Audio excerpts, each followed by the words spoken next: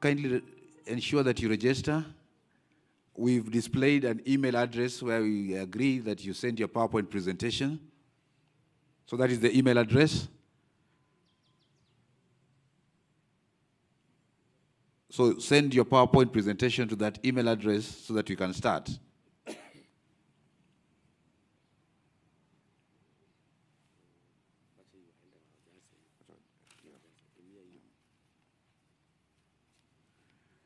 The following institutions, be ready for the pitching.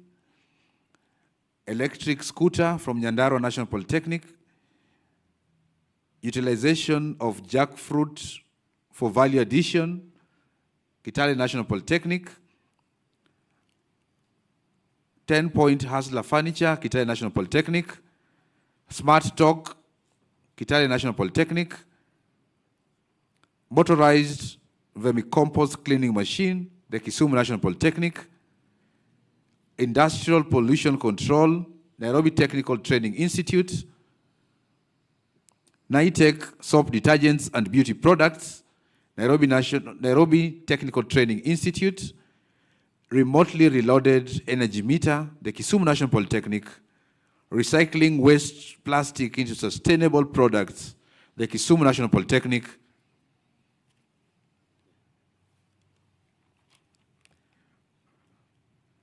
Smart Gate and Export Car System, Michuki TTI. EcoCool Refrigerator, Michuki TTI. Trash to Treasure, Rift Valley Polytechnic, I think Arvist. Homemade Plastic Beehive, Rift Valley Polytechnic. Automated Security System, Rift Valley Polytechnic. Assorted Products from Waste, Sikri. Smart Farm Irrigation System, Sikri. And Multipurpose Furniture, Sikri. Those are the innovations that have been registered. So if you've not registered your innovation yet, there's an officers coming around. Kindly register them. But for those ones that we've called, kindly send your presentation so that we start. Thank you.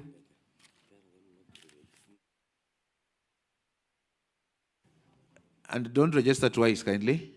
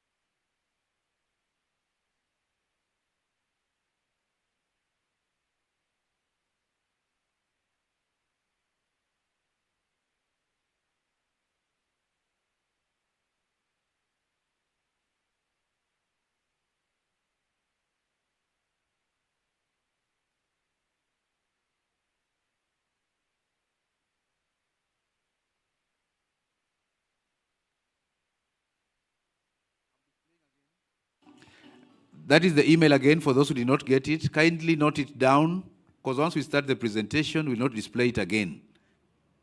Kindly note that email down. If you have to send, you can take a photo. We'll not display it again. I'll give you a minute or two to do that.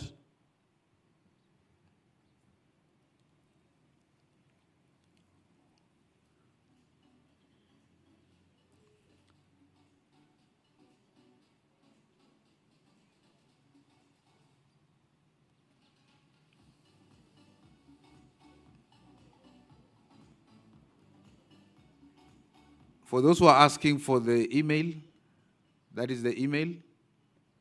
We'll not display it again. Okay?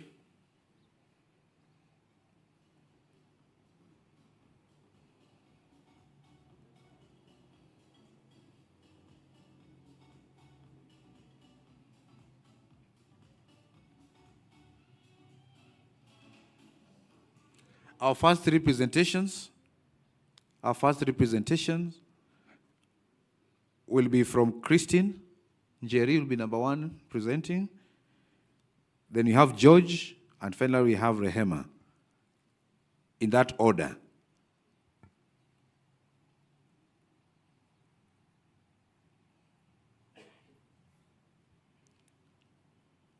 Do we start with the presenter?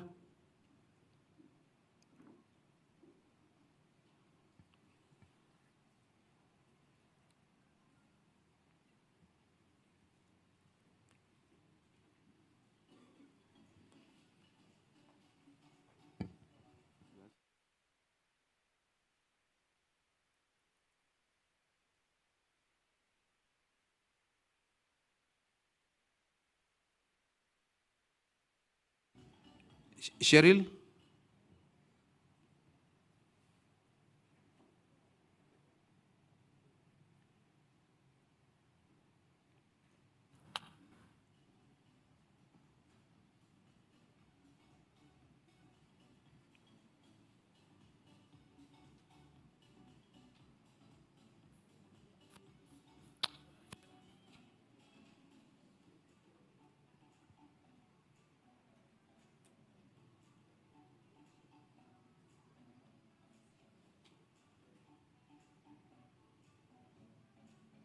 Cheryl is not around?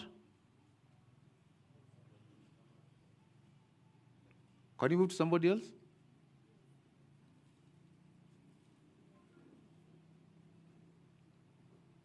You're the one presenting? Okay.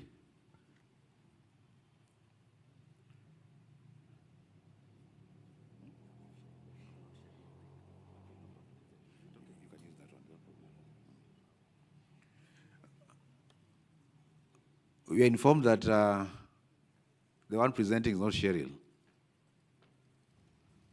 It's Mike.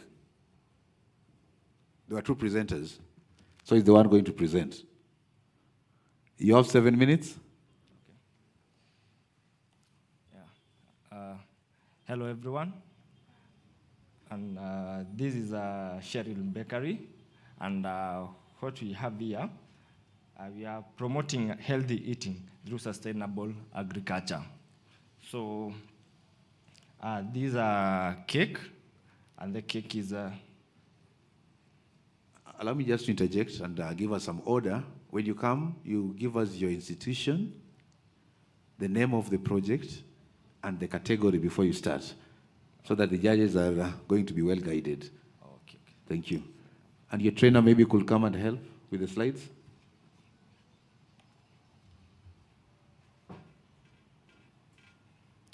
I apologize for that slight inconvenience. Okay. So this is ZTech College. And the name of the business is Cheryl Bakery. So the business model is under sustainable agriculture. So as you can see in the slide, we have that information there. The founder of the Cheryl Bakery is Cheryl Nyamwanda. So the mission for the business model is to promote healthy eating through sustainable agriculture. Okay. So the problem here is that, as you know, the sugar that we take in, for example, the brands that do produce sugar, the one that we put in the, for example, things like soda and tea, that sugar is a bit not conducive for people who have diabetes and like such diseases.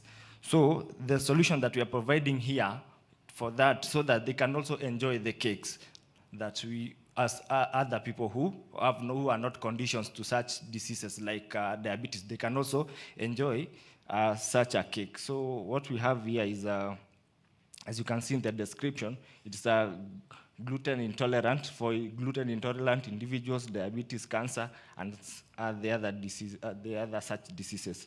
So there is insufficient recipe that are both healthy and quality in taste. So can move to the next slide, please. Okay, so the solution that we are providing here is to provide a sugar-free option for diabetes, cancer, and such patients. The recipe involves, we have sweet potatoes, we have honey, and we have flax seeds. So these are sweeteners that make the product sweeter, but they don't have the substances, the artificial substances that are in the other artificially made sugars. So these are natural sugars. For example, the sweet potato and honey, they are sweeteners. They are the ones that make the product healthy in such a manner. So that's the solution that we are providing to the market. Can move to the next slide, please. Okay, our healthy cake recipe produces sweetener cakes in quality than healthy cake options from our competitors. So with the previously mentioned components that we are using, the sweet potato and the honey, those are the sweeteners that we are using. So we are not using the artificial sugar, we are using the natural sugars. So we are using the charcoal for the baking, using the charcoal oven. So our production is very low, the cost of production is very low. So that's also our edge, that's our competitive advantage also. You can move to the next slide. The market opportunities, you can see we have around 20% of the urban population, approximately 10 million people, is likely to be interested in the healthy dessert option. We can focus on this segment. This information, as you can see, is referenced to KNBS 2019, and the primary target market for the healthy cake product will include health-conscious individuals, fitness enthusiasts, and families seeking for healthier desserts, as well as young professionals and millennials who prioritize on clean eating. So the target market is very lucrative for the business model, and those are our target customers that we are looking forward to. Can continue, please. The value chain, as you can see, you have the raw materials, the ones that we'll be using. Then we add there is the value addition, a bit of value addition there. The production space is the bakery using charcoal ovens. The platform for selling will be using adverts and promotion. Also, and the most important, even social media. As you can see nowadays, a lot of people are digitalized, and we are on the social media platforms. Also, now those are the platforms that we'll be using to market our product. Then the customers, they will be delivered to their homes, hospitals, and institutions also. And the delivery partners that will be using the online apps also to deliver the product to their customers. We have Bolt, Uber, and the likes. Those are just examples. You can continue. So the profit mechanism, as we sell the product, we have a profit margin that we'll be making. Since in the beginning, our production cost is low, and we'll be having a good profit margin, as you can see in the details, as they are depicted in the slide right there. So that's our profit mechanism, as you can see. Okay, and you should meet also the team behind the Cheryl Bakery, that is Cheryl Nyamonda, founder and CEO. We also have Caroline Murugi, advisor and the mentor also. Okay, we require assistance with 50% of the total cost to start in the mass production now of the product. And I can continue. And thank you. I welcome all the question and answers and also input. Welcome.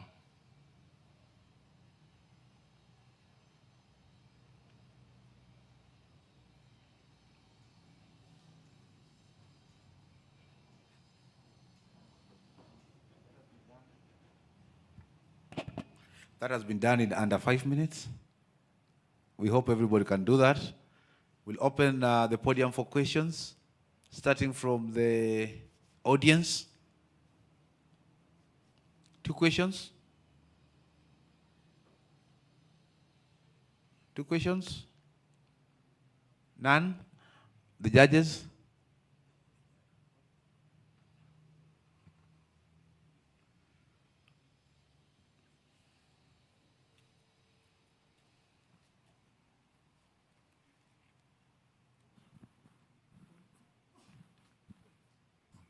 Okay, thank you for your presentation. So I just wanted you to highlight on the sustainability. I've seen you have shown, but how it is going to be sustainable. So the sustainability of the business model that is here,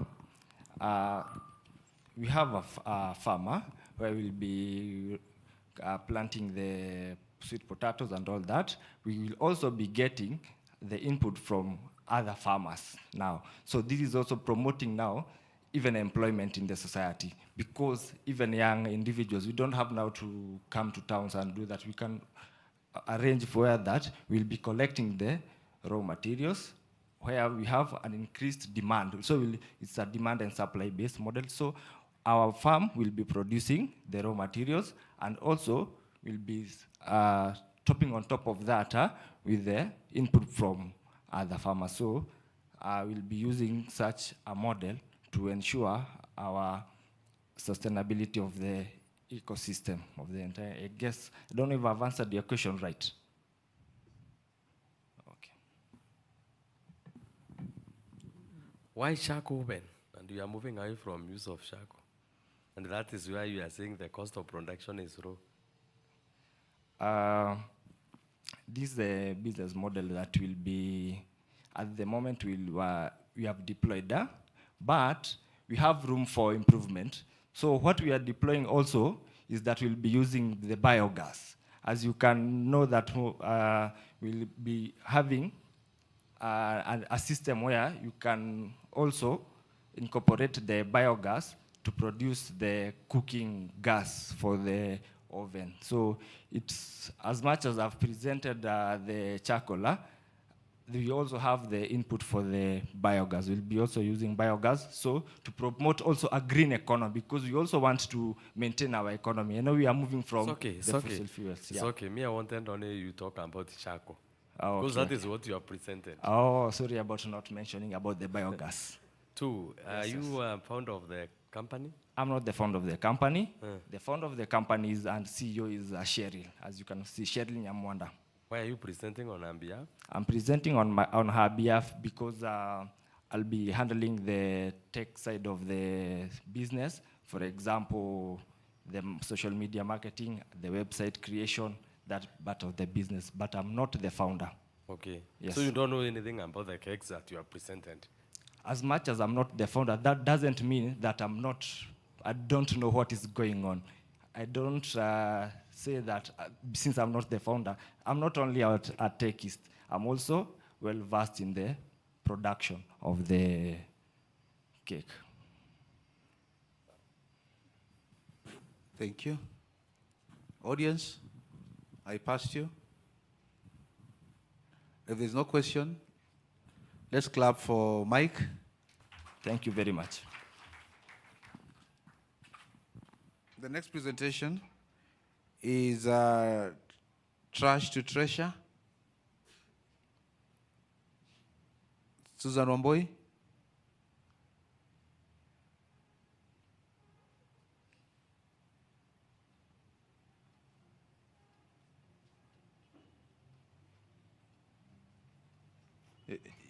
You're again, Susan. Sorry, I forgot. The next presenter would have enjoyed this one. Why didn't you show us what you've made? Maybe the cameraman can focus.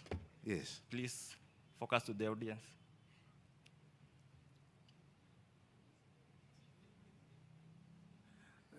The cameraman is not doing us any justice. That's the sample of the cake. And we are still around, so you can come to our booth there. I've booked a piece. Thank you. Welcome. Susan Wamboi?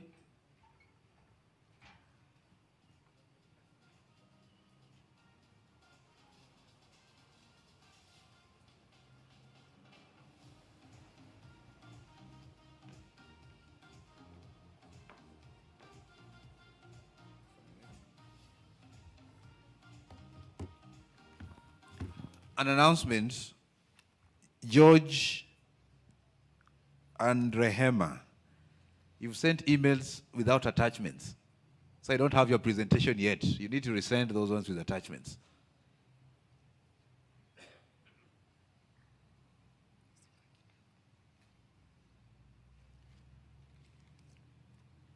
The counter starts now. Have you ever thought of trash becoming a treasure? Welcome to Trash to Treasure Company. I'm Susan Wambui, the CEO of Trash to Treasure Company. Welcome. And I'm Onyango Jacqueline. So Trash to Treasure, we came up with this project after identifying that there are so many things that pollute our environment, including the plastics. And so we thought of coming up with this project and using something that will eliminate the components that are in the environment that pollutes it. Sorry, you didn't give us your institution? Okay, I'm sorry. We are from the Rift Valley National Polytechnic. Yes. So household decoration made from the non-biodegradable products are causing harm to the environment, polluting environment, and also polluting the environment. So we came up with this alternative of using the waste papers. We recycle the already used waste papers that are eco-friendly to mitigate the issues of problem like pollution and greenhouse gas emission. Next slide. Customer problem and solution. One is unemployment. The solution is creating of jobs of young entrepreneurs. The second one is poverty. This is by empowering women in creating wealth through recycling products. The other one is eco-fashion, promoting environmental friendly fashion accessories. Next slide, please. Company view. Trash to Treasure Solution is an environmental waste management company that focuses on fashion. That the company collects waste paper and recycles them to more useful products, reducing tons of papers that ends up in flood-fearing, contributing to pollution and greenhouse emission. The company vision is to boost the circular economy and achieve sustainable development goal number 13, which is climatic action. Next, please. Those are the products that we have, and we also have them here, as you can see. They are also waterproof. They can be used by storing ornaments, also for decor. We also use the waste paper on decorating our bags. As you can see, instead of using the normal beads, we are using the waste paper beads. We have the necklaces, as you can see. We use them. We use the waste papers to make them. We also have the bracelets, which we use the waste papers to make them. We also got the earrings. We also got the earrings, which we use waste papers to make them. Continue. Next slide, please. Under market opportunities, we are targeting customers who are eco-cautious, customers like the primary customers, we are targeting the youths who are in the institution, those who are still learning, or those who even have finished their learning periods. And also we are targeting the community, the family members, and the international delegates and event attendees. So anyone who is eco-conscious about fashion, they are our customers. Next, please. So under revenue, we make our money through selling the unique products that are eco-friendly. As you can see, mostly we find that most of the products or the fashion accessory that we use, they are made of beads. And beads, it takes long to decay. So we use the papers, instead of throwing them, we are making these papers to a more useful products. So they are unique, they are very attractive. As you can see this one, it is very attractive, right? Yeah, it is. So we are selling unique products. And also we are training and educating people. So through this one, if you invite us to your institution, there is a charge fee that we will ask for. So that is how we get our money. Next slide, please. So in the revenue model, under necklace, we find that in a year, we make 1,825. So meaning in a day, we make 5 necklaces. So the cost of production per necklace is 50 shillings. If you multiply 50 by 5, you will get 250. And if you multiply the total amount of the necklace we produce per year by 50, you will get 91,250. So after making the product and the process and everything, we will sell one necklace at 150 shillings. And per year, you will take the 150, you times with the 1,825, then we will get the cost that we get at the end of the year. And that applies to the earrings, the necklaces, the balls, and the bags. Next. So we have the total cost of production, and then we have the total cost of marketing and distribution.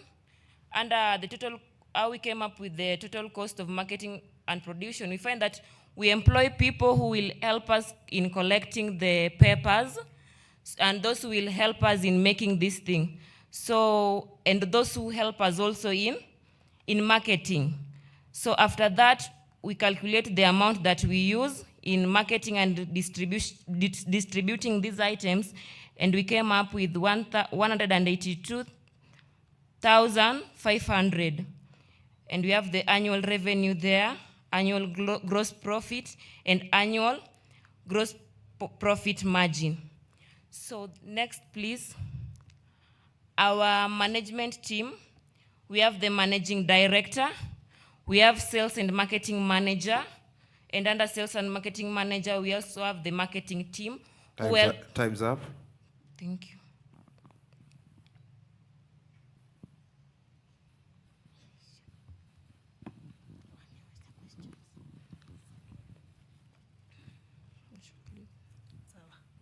Hello, Trash and Treasure. Hello.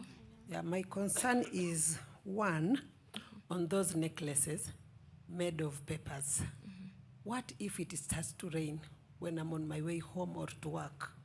Because they are papers. And then number two, which type of waste papers are you very much concerned with? The newspapers, the carbon papers? Can you just be specific when you collect your papers? Thank you. Okay, so I will start with your first question. So our product, as you can see, it is waterproof. After we have made it, we use the varnish to make it waterproof. So even if there is rain, you have not to worry, because it won't get spoiled. And the next question. Sorry, it was about the next question.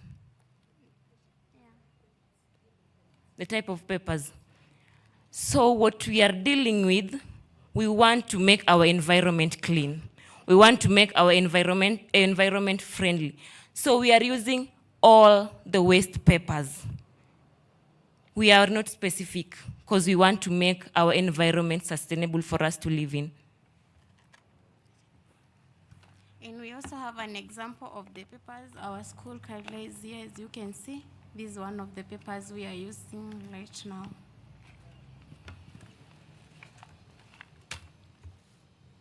Any question from the audience? Any questions? Okay, sorry.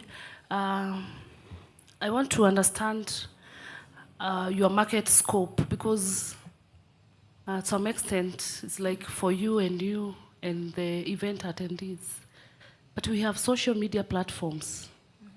I think you need to tell us what are your plans in terms of globally attracting market, but just apart from locally where you are located. Okay, so we have our business, WhatsApp business. We use that to market our products. And also we have a simple website. So that helps us to reach those who are not within. So it is globally. We are expanding it.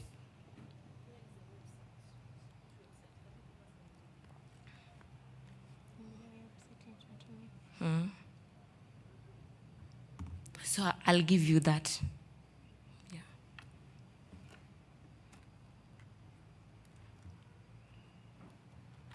Any question from the audience? If there is none, then we clap for them. I hope you'll give me the bag. At a cost, of course. Now, another announcement. We are encouraging you to occupy the front seats. I know, as a trainee, you like backbench. Kindly, let's just move to the front seats.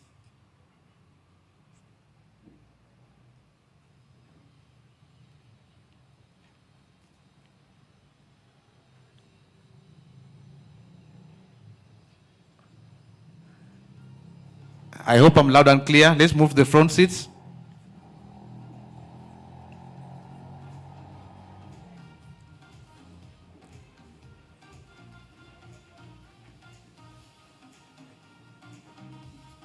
Colleagues, be prepared for the next presentation. The Kitale National Polytechnic. You are presenting next.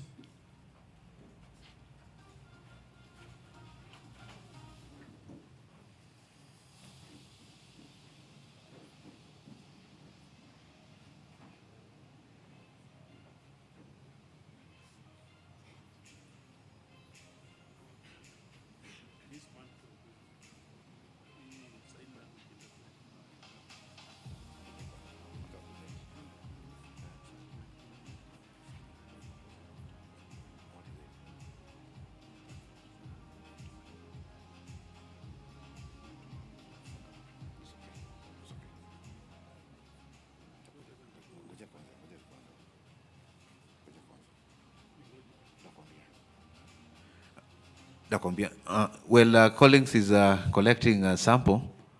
Understand something edible that we are going to eat. So we'll give him some few minutes and go to the next presentation. And the next presentation comes from the Kisumu National Polytechnic, vermicompost, I think mechanized vermicompost. Kindly approach.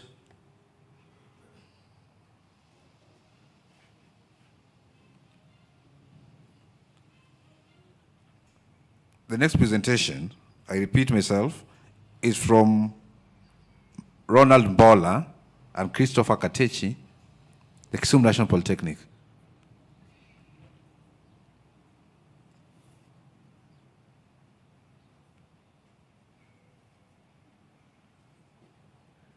You need to have somebody to come and guide the presentations. A trainer, maybe.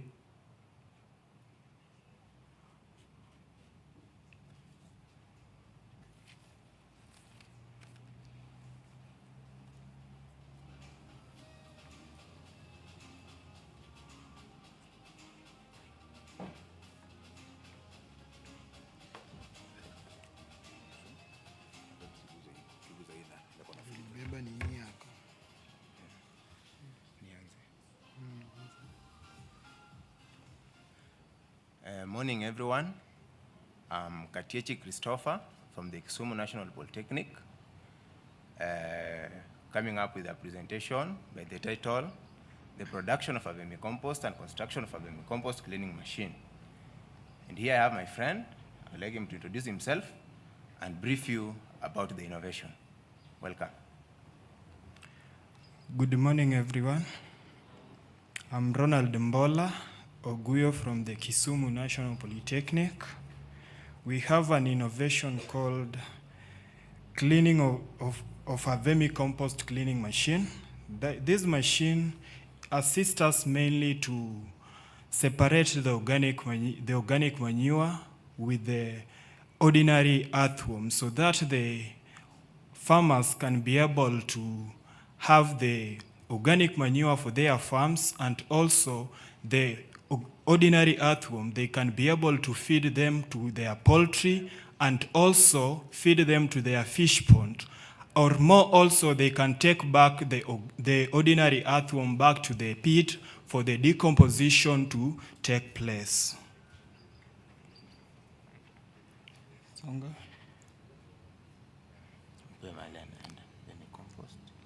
The statement problem. Yeah, vermicomposting, please. About the statement problem, as we know that the global economic is not doing well because of the negative effect of the COVID-19. The negative effect of the climatic change leading to the global warming diverse weather conditions. This has made our Kenya as a nation not exempted. And when we go to the solutions about the problem, you see that Next. Yeah. Solution.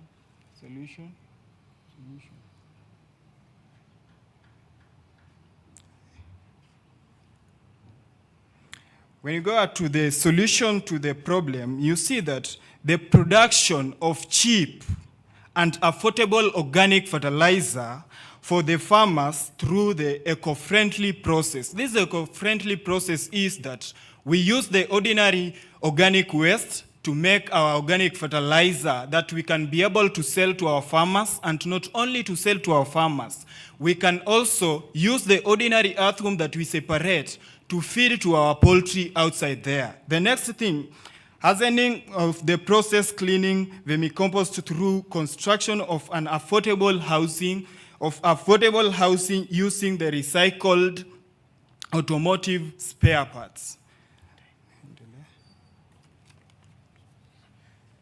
Welcome back. I'm Katiechi Christopher. I would like to talk about the marketing, and under marketing through this innovation, we are targeting the county government where the Department of Agriculture is domiciled, the Department of Forestry, Department of Horticulture, Port Culture, and Home Gardens. Those are the areas we are targeting so that we can be able to supply this organic manure to our farmers, as we all know that organic manure is very friendly to our soil. And in regard, I will go directly to the revenue model content about the production cost of fish, and the manure you can go further and do sell to small-scale farmers or even large-scale farmers. And about the potential, let me talk about scaling.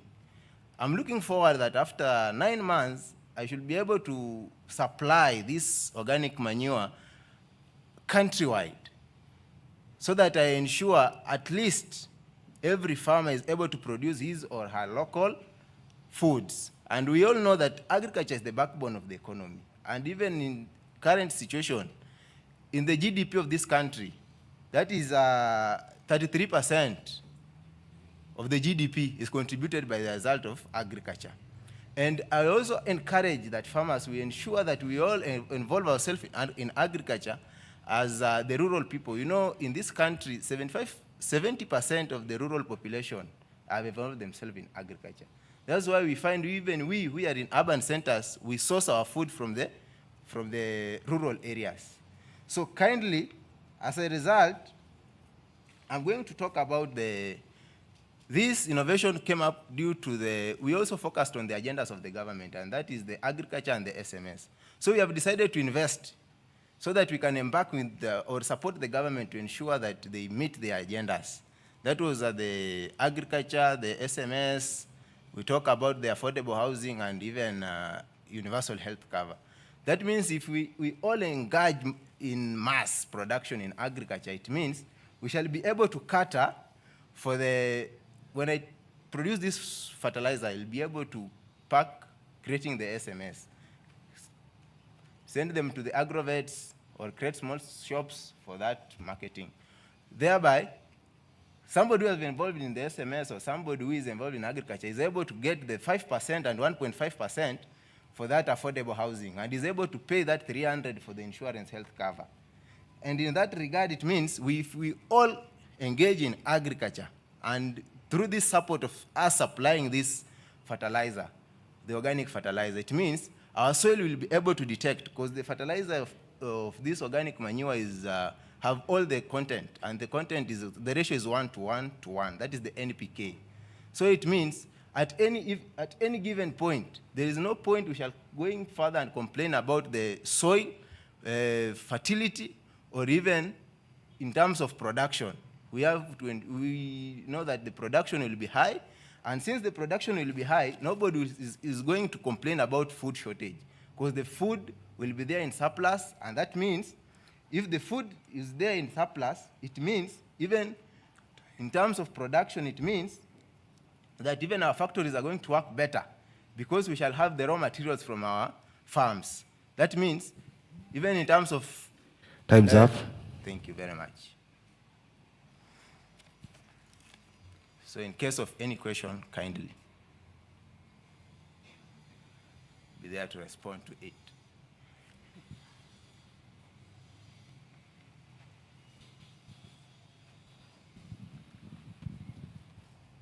Okay, thank you for your presentation. So you are talking of the fertilizer which you intend to maybe supply. So I'm concerned on the market strategy, and I don't know whether you have tested the market. So there are two questions.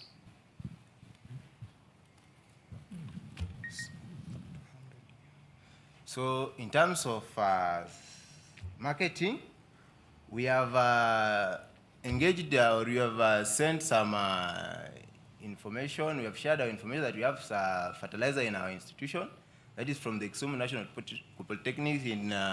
We wanted to partner with the county government so that we ensure we supply with them the fertilizer.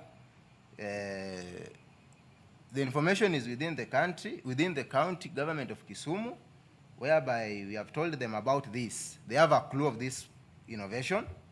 And in terms of marketing, I want to alert everyone that the market of this production of this fertilizer is there, because everybody is looking forward in using this organic manure, because we all know that we all set our mind for the inorganic fertilizer. But now we are trying to send campaigns so that we can also make use of this inorganic manure. And the problem that farmers are encountering is that they are lacking, or they have insufficient supply of this organic manure. Once we are calling there for their attention, the market is there, because everybody who is in form of agriculture is looking forward for this fertilizer. Thank you. Okay, my question is on your revenue model, and the second question is on your prototype. If it was portable, maybe you would have brought us a product of your prototype. Maybe you can answer those ones. So I like the controller to show you because I have the image. He can display the image there so that you can have the image of that prototype. And in terms of the model, revenue model, I'm talking about the institution will be the main financial support, because the institution is the one who funded us. The institution funded us for this innovation, and under this, the cost of production, while we are producing this fertilizer, organic manure, we are using at 24,640. That is the total cost that we used in the production. And under that, we are able to sell it at 44,640 at making a profit of 20,000. That means the cost of labor will be low, and the middle skilled personnel will be required. Thank you. We need to be conscious of time. Any question from the audience? Any question? Did you conspire not to ask questions so that you will not be asked?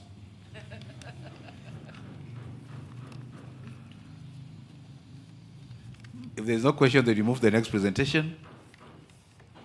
Asanteni. Clap for them. I'd like to remind us that we have strictly 7 minutes. So we'll stop you wherever you'll be. So be conscious of time also as you present.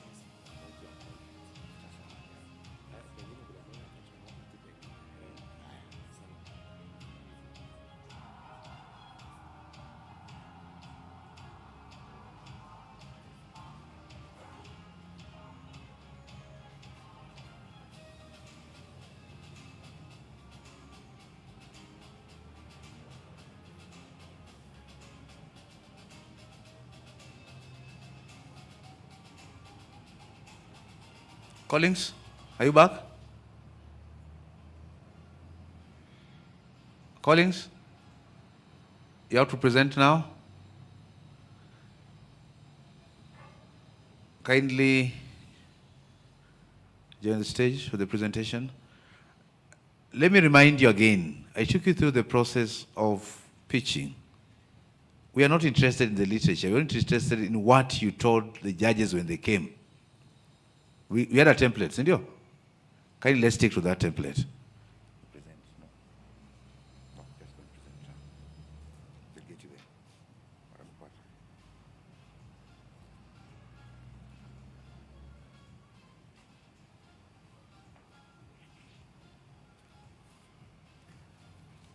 So ensure that to make good use of your time, don't waste time on what you've already told the judges.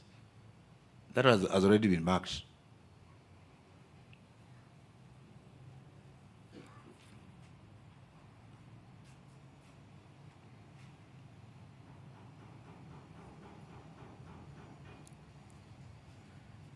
Somebody from Kitale to come and help Collins?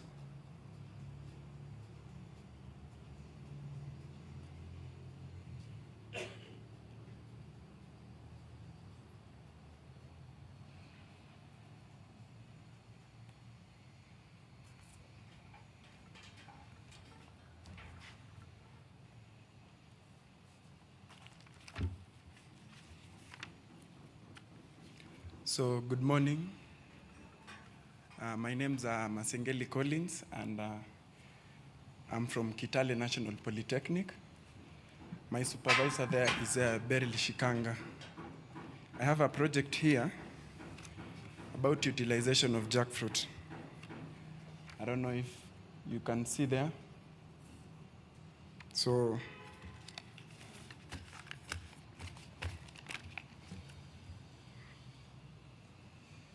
introduction. The fruit I'm talking about is here, the jackfruit itself. It mainly originated from a small state in India known as Goa. In Africa, it is planted in some few countries in Uganda, Kenya, and Tanzania. And in Kenya, it is mainly located in Western Kenya. The parts of Western Kenya, like Busia and Western. So this fruit, it's a very nutritious kind of fruit, as you can see it. We did the research about food security. I'm a student of food and beverage, so we did the research about food security, and we saw that our eating habits are the ones that are going around and bringing problems to us, and causing also this current generation with the problems and diseases. So that is why we did this research about this fruit to come about and help. So the statement, the problem that, the gap that we are going to solve here is that those local farmers from that western part of the country, they are harvesting this fruit in plenty, but they have not discovered yet the entire or the availability that jackfruit has to their current situation. Now that is why we came about with this project to try and assist the current generation to curb those certain diseases that you can see. So those local farmers have not realized about the full potential of that this fruit, jackfruit. It is a very nutritious kind of fruit. And now, as we continue on, the objectives are to provide value addition products from the jackfruit. We produced products. We produced products from the same jackfruit, and I'd like my partner here, Paul, to show us the samples of the products we produce. And as you can see, this is a jackfruit beverage. We produced the jackfruit beverage from the incorporation of the pulp of this jackfruit together with the flour of the jackfruit. This is the flour we produced from that incorporation. These are jackfruit backup cakes we produced also from that jackfruit. And then the pickles, as they are used by, mostly they are used by Indians, they use them as vegetables. So these are the pickles. And also a sample of a cake from the same jackfruit. So we are here, and we want to encourage those local farmers who are maybe not utilizing the jackfruit there to at least utilize the fruit, since it is a very nutritious fruit, and it may assist the current generation in terms of agriculture. So I think I'll give room for questions.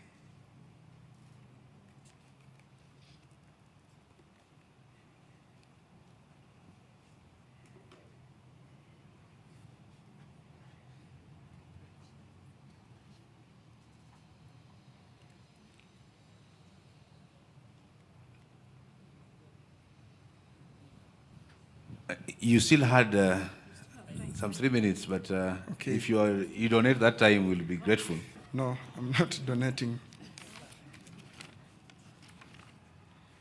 Continue. Okay. So I'll continue. I'll try to maybe, yes? I'll try to maybe look at this agriculture that the local farmers are doing. The environment is being conserved mainly by the trees. If we encourage these local farmers by maybe planting these fruit trees, like jackfruit, that can assist also curb the environment and rather not pollute the environment. And there can be used also for value addition and also assist the current generation to add value in some kind of foods that we are producing this current generation. So again, I'll go to the objectives of this project, utilization of jackfruit. The objectives are as follows. The jackfruit produces value addition and can produce even more to 100 products if well utilized, and also assist that provision of food security together with the agricultural conduct. So I'll also engage on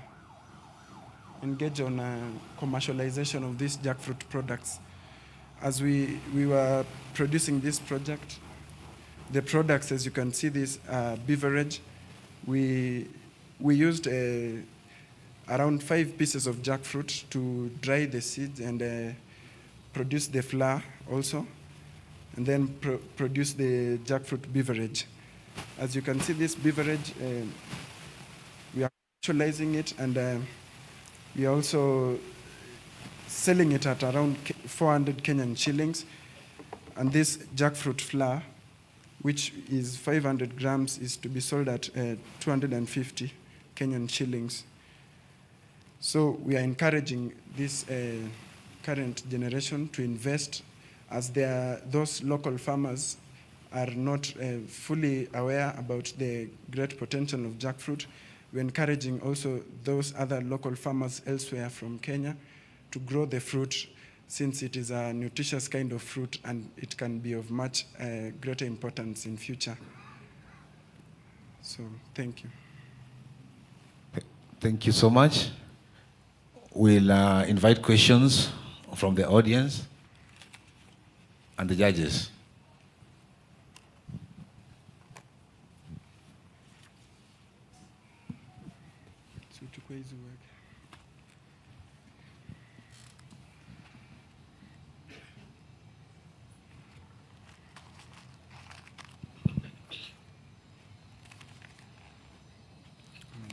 Thank you for the good presentation.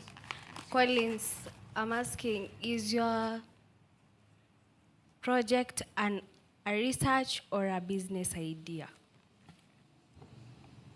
So thank you. I'll address this. It is both a research and also a business idea. As the research was done, it was to look at this local and the local products which are not fully discovered and they are not fully enhanced. So the fruit we came about was this jackfruit. It was local, and those farmers there, they had no awareness about it. So that is why we used this. So it is both a research and also a business idea. Okay, again, you've not talked about your revenue model. Our revenue model. Okay. So as I've said earlier, for us to maybe come about with these products, we maybe use 5 jackfruits to around 7 to come about with the flour and also produce those various products that you have been shown there. So, hi, Collins. Hi. Can you go back to your pictorials? Just ask the question, you don't have enough time. Okay, so your pictorials are showing Shutterstock watermarks. It means that you downloaded your photos. So how sure am I that you went to harvest your jackfruits or buy your jackfruits and actually produce your products? Those photos that you're seeing, research has already been done, and we are very, we thank those people that did research earlier. Those photos that you're seeing, They are existing photos. So we thank those people that did the research, and Okay. So why didn't you take your own photos? we have them. Okay. Thank you. Thank you. Judges, any other question?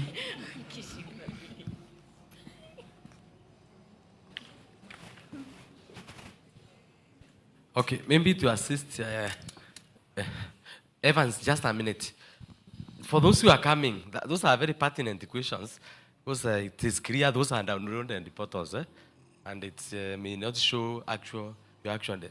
Just come and say your problem, how you are solving your problem, show us your model. It is not even 5 minutes are enough.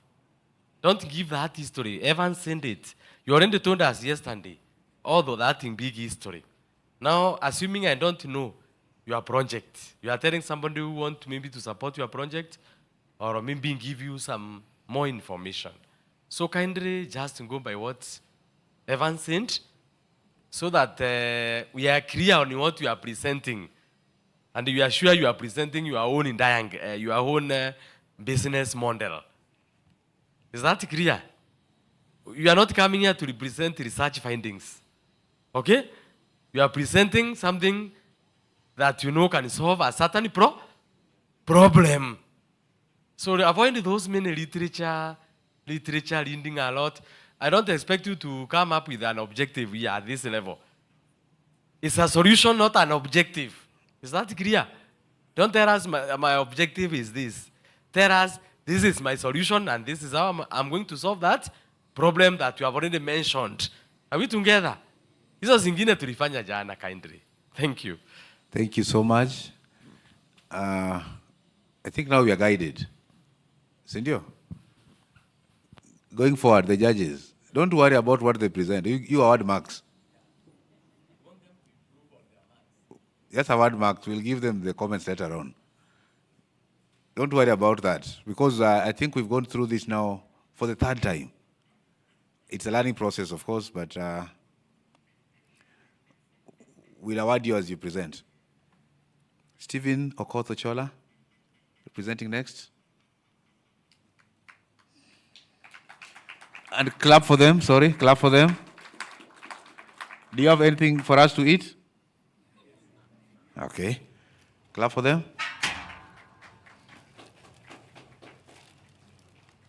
Why are you not clapping?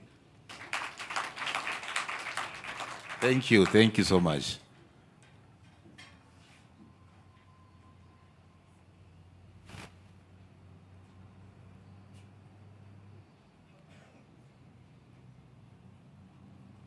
The next presentation is Delvin Otiegno, and then we have Sharif Nasir.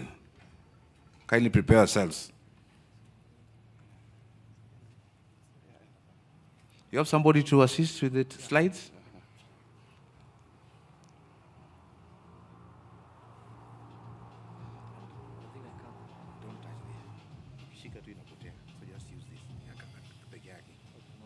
Thank you, brother. Good morning, everyone. I'm called Stephen Okoth-Ochola, as you can see from my cover page.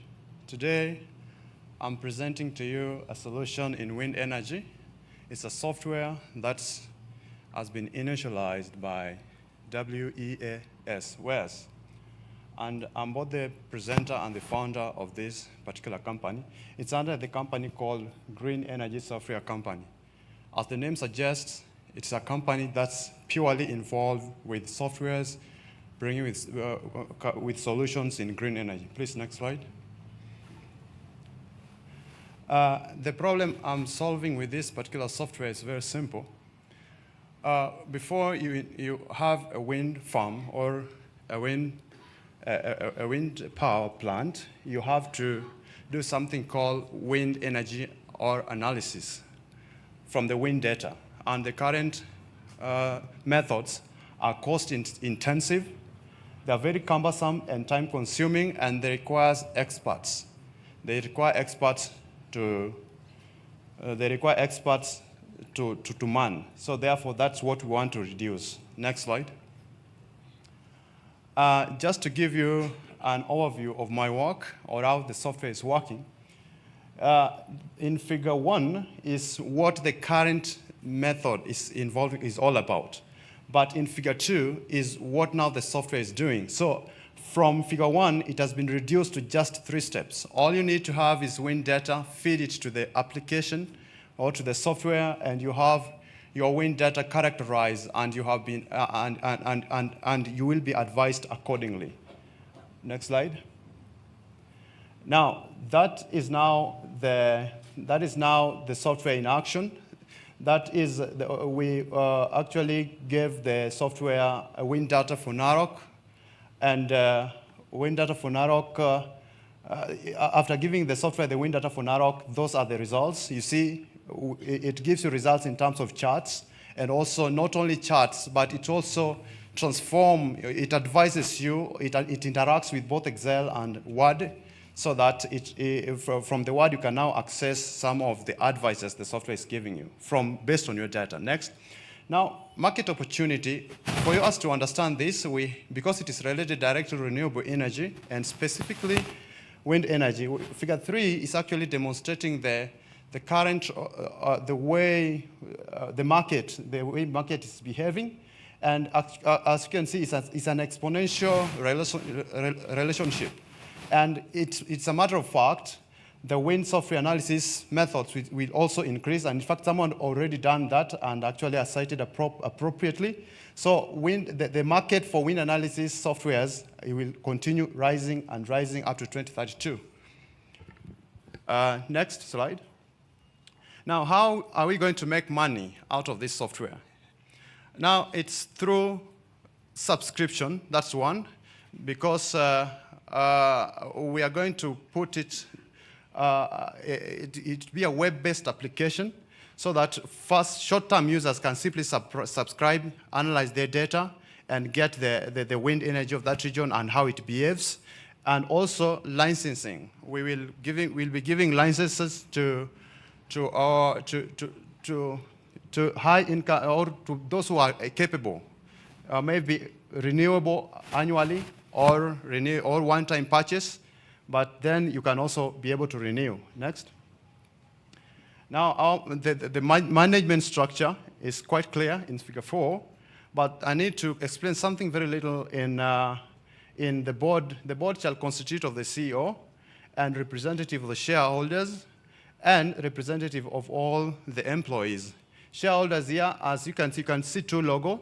Number 1, the right logo is for our company, but the left logo is for our institution, who also happens to be the partner in this particular project. Next. Just to conclude, you see, whatever I showed you, what an expert has to go through while doing a wind energy analysis assessment, it takes about 6 to 12 months at least. And the software is doing it in a matter of minutes. If you have a fast, really fast, maybe current generation laptops or PCs, you can do it in a matter of seconds. So that, having solved that, we are going to expand. Can you go back a little? There's something I need to explain just a little again. Okay. Also in a revenue model, the point number 2, it's actually targeting the larger population, because in future there will be domestic scale, household use of wind energy, but these people, they may not be able to know, they may not be able to have the necessary expertise of knowing the amount of wind energy they need, the kind of wind turbine they need. But also, you see, it is not pocket friendly. The current methods, or hiring someone for an household, is not making sense. So therefore, we have put that particular option. So if you are a low income user, you can just pay one time and give it data, and after giving it data, it will give you the necessary things you need to do, and in fact, it will give you even the cost. Yeah.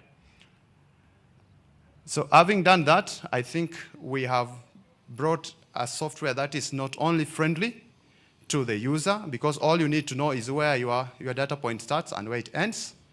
And also, it has also potential for growth. It has potential for growth, and it will grow as from the market projections, because you have to make decisions from the market projection, the future market projections. Time's up. Yeah, thank you. We'll open it up for questions.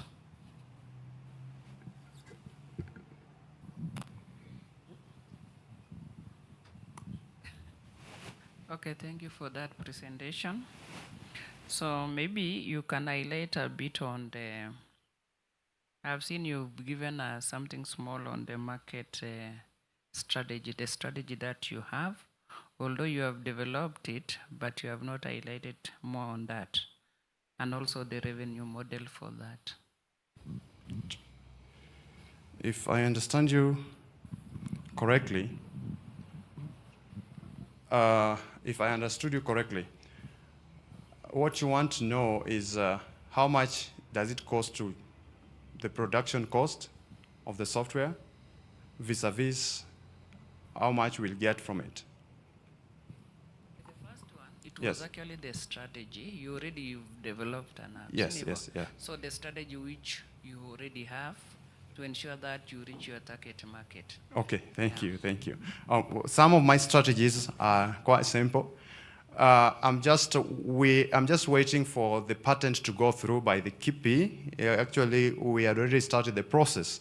After that, we are going to put it in the App Store or in liaison with Microsoft, and also actually at the moment we are also liaising with MATLAB, because the language used there is MATLAB and Python. So in liaison with the Microsoft, we are going to put in the application store, and after that we are going to market it online. That's why we have in our management structure, we have the department for marketing. We are going to market it. We are going to make it known to the larger audience and its advantages. Yeah, that's how we're going to do it. And in fact, we are going to put it in our website, both the website for the company and the website for the institution, the partner institution, Masai Mara University, TVET. Thank you. Where are you likely to pilot it? Piloting, as we speak, by the way, I can say the software is already being used within the university and to do small projects. So, and it's housed under incubation center, of which that's where we're going to pilot it, and also we're going to do it in, I think in Marsabit County, yeah, in Marsabit, yes. That's where we're going to do it.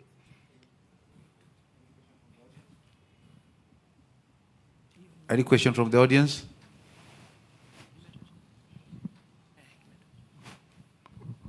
Okay, thank you so much. Let's clap for him. Next, 10-point Hustler Furniture.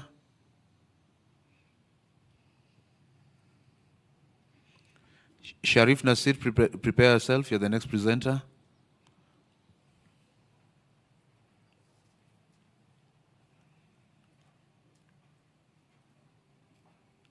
We need somebody from Kitale to guide the presentation.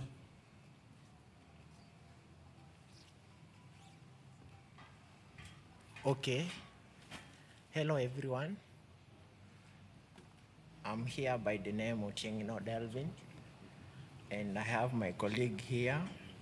I'm Chelimo Nancy. We are from the Kitale National Polytechnic, and we have an item here by the name of 10-point Hustler Furniture. I think I will lecture what I have in my as a content so that I will go briefly. As I start that, we know for us, Africa, the white nation countries are, they are needing us for some challenges that we are facing as a global. As we see that there is a climate change, that we see our presidents from Africans who are called for Europe nations. Excuse me, I know the cape is for branding, but just kindly just remove the cape. Okay, sorry. As I was saying that the African presidents were called for the United States for a meeting so that how they come and overcome this problem of climate change. And for our technology, it's no, you know, it's only African that those nations are needing to support them.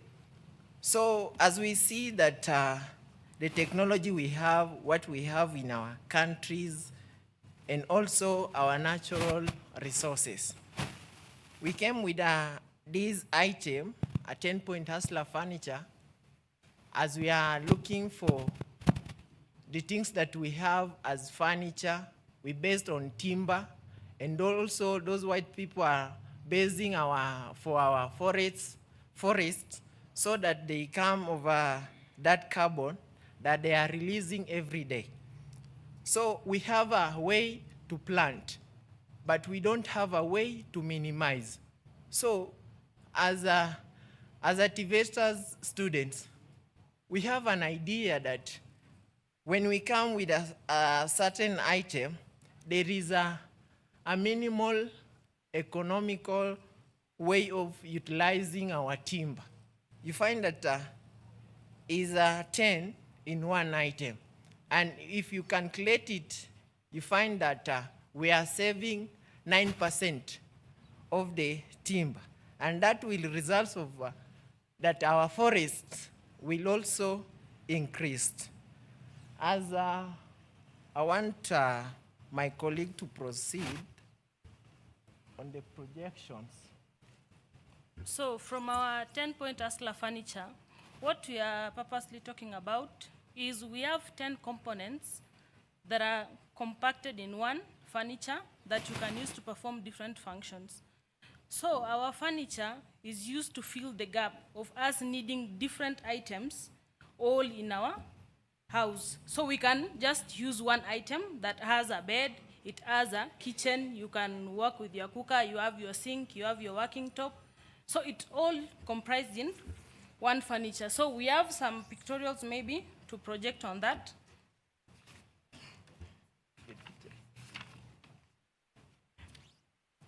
So our furniture is for the institutions maybe, because we have demand for furnitures among us, the comrades. For those people who are done with their studies, they want to start hustling out there, they will get a furniture that has all the components to perform their functions without struggling a whole lot. It's saving up on the cost that we are using to produce all those features differently. And we are saving up also on the space that we are going to use, because it's something that is small, but you can perform different things with it. You save up on the space you are using. Maybe you are living in a small house and you want to have all the furnitures in your house. So we have a good package that you can use to sleep, to sit down. You can read, you have a stool, you have a table, you can perform your studies without struggling a whole lot to buy different furnitures. So the next part to show the pictures kindly. Sure. Next part. So that is our furniture. It's there in our boot maybe, but that is just some pictorials to show you how our furniture looks like. So the furniture, when it's a whole, that's how it looks like. But then when you open it, you now see the functions. Maybe the armchair is there, we have the sink, we have the cooker, we have the working top, we have a shelf, we have some wardrobes. So in our institutions, you want to join an institution and now you need furnitures. For you to have all those furnitures without struggling a whole lot to use a lot of money, we have a good package for you. And now when it comes to innovative engineering solutions, which is our thematic area, we are coming up with an idea that is solving the problem of you using a lot of money to buy a bed, to buy a table, to buy a armchair to use. And on our, maybe to talk about the market model or the revenue, we have a budget that is used in the production.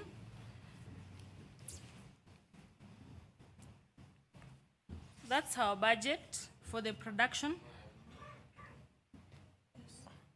Okay, either for the revenue purposes, you know, for the engineering sectors, they usually bill the profits and overhead.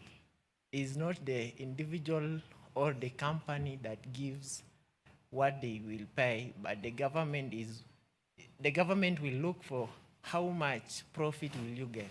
So if you see our profit is 20%. Thank you. We welcome questions, maybe, if there's any.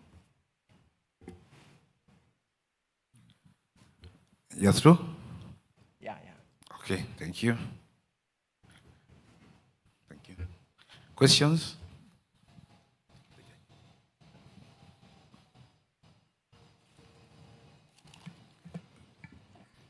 One question from the audience? Question from the judges? Where is the 20% profit? Where is it coming from? Can you Okay, explain? the 20%, as for the concept in engineering, we usually bill the production, the 20% of the production cost. Yes, come again. I'm saying that the 20%, we usually billing the 20% of the production cost.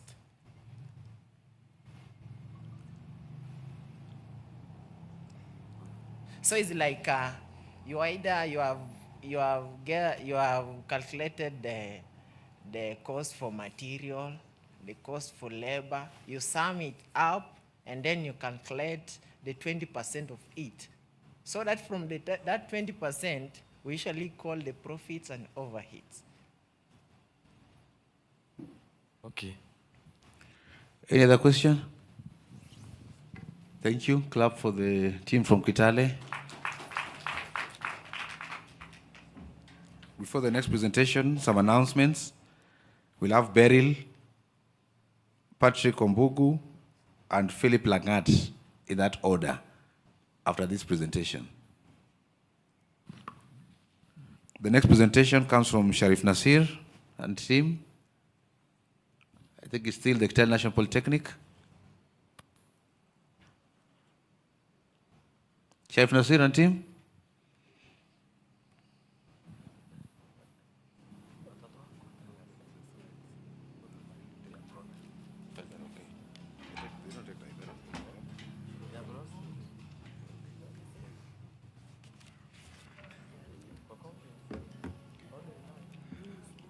Judges, honorable guests, trainers, thank you for this opportunity to represent ourselves. My name is Sharif Nasir Amin from the Kitale National Polytechnic.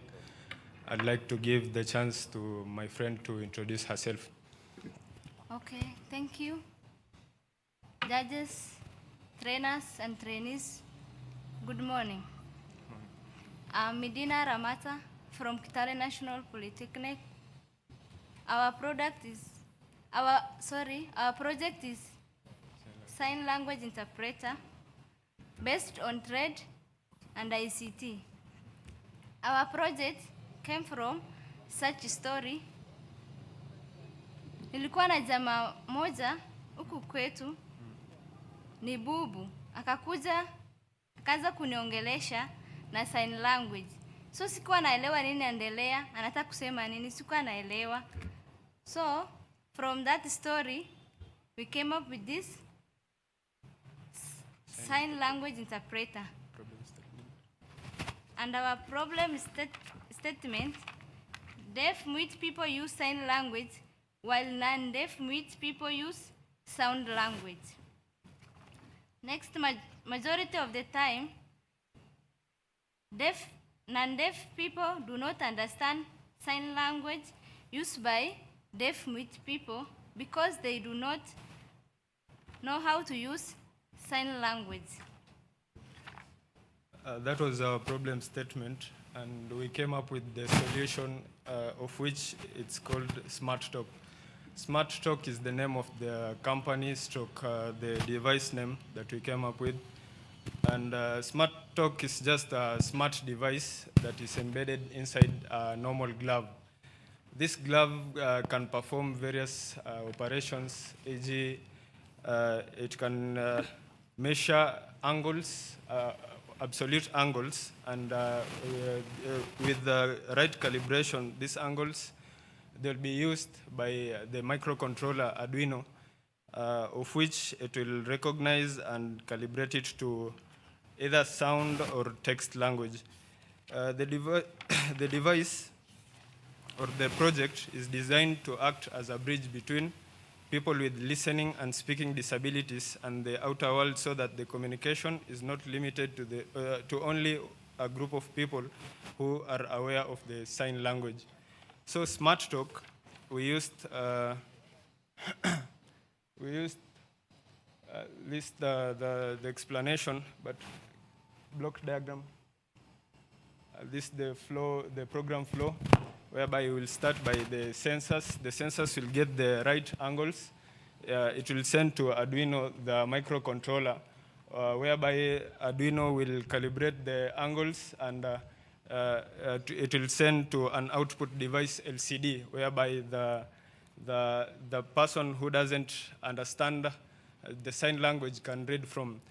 Apart from that, we have also a Bluetooth module for wireless connection to the phone. So in case someone is visually impaired, he can't read from our LCD, he'll use the phone to listen to what the sign language, the sign interpreter is saying. So that's the block diagram, the flow. Then we have the component cost and production cost, whereby the production cost of our device, but this is not the actual price because of what we call market dynamics. Sometimes we have higher prices, sometimes we have lower prices according to various things that are happening currently. So we factored in factors like labor, so that after building the machine, we can pay someone who helped to come up with the device, because you can see we are from different departments, but we came together to make this thing functionable. There is an electronic part whereby we need people who do electronics. We need ICT for programming. Then we need community health workers and social workers to help us calibrate the sign languages. So that was the production cost. We factored in also VAT, because this regime, si wote tunajua lazima tulipe tax. So na tax is 16% of the actual project. Then, next slide, please. We have the revenue model. The production cost, we added up to 10,500 plus labor plus everything, but without VAT. Then the market price, the actual price that we are selling, we are selling the product at 15,626 shillings, so that maybe we make a little bit of profit without leaning on one side.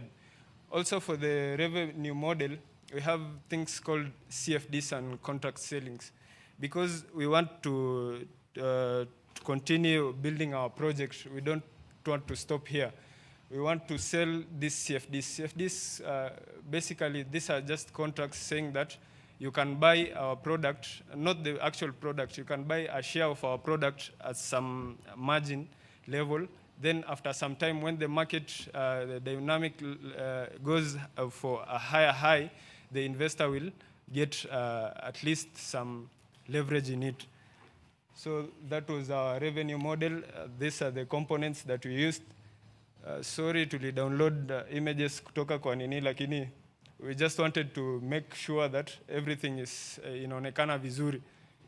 Then the actual pictures of the project. You can see it's just a device, a normal device, but it's embedded inside a glove. And it's very portable. You can walk with it anywhere. It has insulators, so you don't have to be afraid of shock. It has insulators inside and outside. So it's very functionable.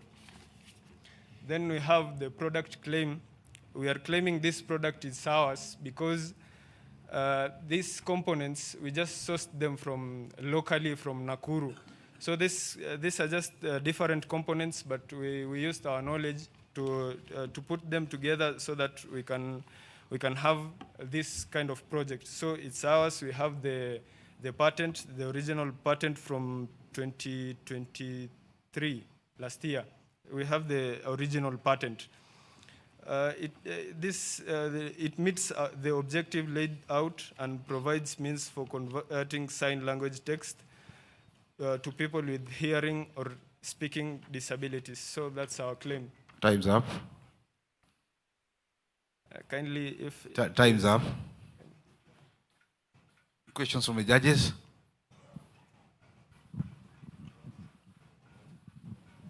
Before even, where is your gadget? Here it is. Here it is. I've not seen your gadget, only you don't run and the portals there. Yes? You would have come with a gadget or maybe. Oh yeah, yes, that's what I wanted to see. It's here. And that is the key. Okay? Yeah, this is what we are saying. You come and show us. Otherwise, from your presentation, there was no gadget. But it's okay. That's okay. Then I'm wondering, your gadget, the information you have given works like what we call hand talk interpreter. Have you heard of hand talk? The gadget that is currently used to interpret sign language is the same like what you have. So what is unique with yours? Hand talk, I've never seen anyone using hand talk. I don't know the device, but our project, we used locally made devices. We used components that are readily available, and we used also different departments to come up with the project. So it's very unique to us. You have never heard of a gadget called AndyTalk? AndyTalk interpreter, which is interpret language, sign language. I only know of subtitles only. Yes? Subtitles are the only way of communicating to people with disabilities. Yes. But you... But I've never seen a device that someone has to wear it to... It is horrible. Even in hospitals. Those people who are not able to communicate with the nurses, nowadays they use what you call hand talk, sign language interpreter, which is a similar gadget like what you have. That's what I needed to know. What is new in your gadget? Oh, the new part. The new part is that maybe for the current devices, AMA solutions, we only have one-way communication, whereby the hearing impaired person is the only person who will communicate, but there is no feedback. So our gadget, we have made there is a feedback whereby he can or she can sign the language, then it will interpret on the LCD, then on the phone he can reply it back because of the Bluetooth module. Thank you. Thank you for that. Any question from the audience? Yes, there's a question. Somebody to assist?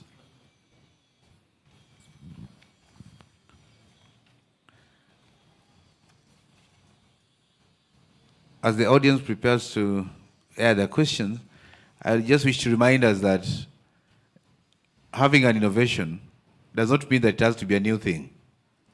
Even if a product is in the market and you've added some functionality, that makes it an innovation. So let's not be shy from declaring the truth. Sindio? Thank you. Thank you so much, fellow exhibitor, for that good presentation. I have just one question.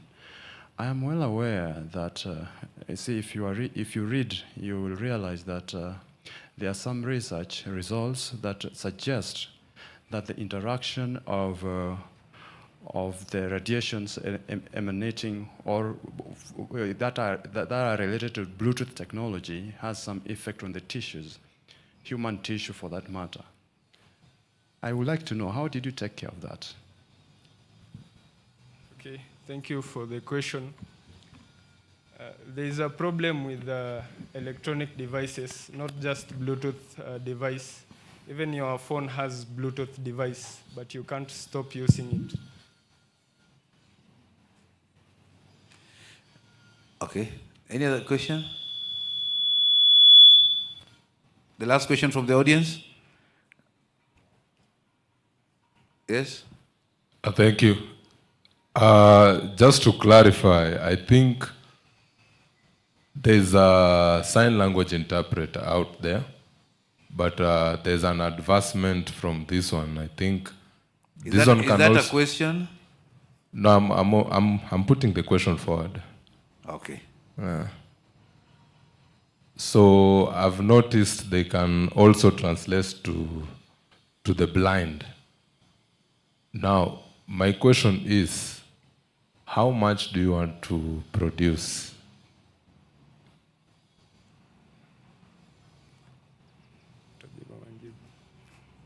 Okay, thank you, sir, for the question. For now, we are just prototyping. We are testing the product, but we already had an investor, but his main aim was to buy the whole project, but we refused to sell to him because we want to advance our project. So by selling it, by producing it and selling it, we'll look for investors who are willing to share the company, not buying the whole company, but sharing the company so that we can make the gloves in bulk. Because in this world, the population of the world is almost 8 billion, and in those 8 billion, there are millions of people who are visually or who have hearing impairment issues. So we are looking for an investor who can support us so that we can supply everywhere the devices. Thank you. Thank you. In the interest of time, we give them a clap. Next presentation is from Nyandarua National Polytechnic, James Murithi.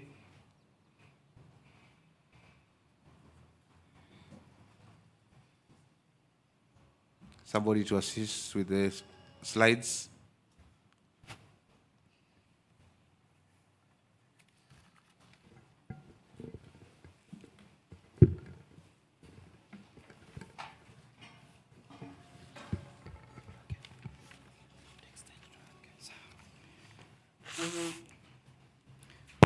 Okay, I'm James Gonjiri, a student from Nyandarua National Polytechnic, and also an innovator of electric scooter under supervisor Mr. Patrick Wambogo. Next slide, please. So that's a video of the electric scooter on its own function. So the problem solving, we are trying to reduce the cost of use of fossil fuels and the high prices of fuel. We are trying to limit access of affordable, eco-friendly transport, the use of electric scooter. At the same time, we are just trying to do, you try to cope up within that machine which is friendly to the environment. Number 3, we are trying to minimize what we call electrical waste management. Those batteries, when disposed to the environment, they'll take a long time to decompose. Solution overview. As an innovator of electric scooter, I decided to recycle the batteries, the lithium batteries, which when you buy it when it is new, its efficiency is 100%, but if you, at a cost of around 5,000 Kenya shillings, and when you think of buying to recycle the battery, the cost will be much lower at about 2,500 Kenya shillings. At that point, you are trying to minimize the cost, and at the same time, the efficiency will be a difference of 19%.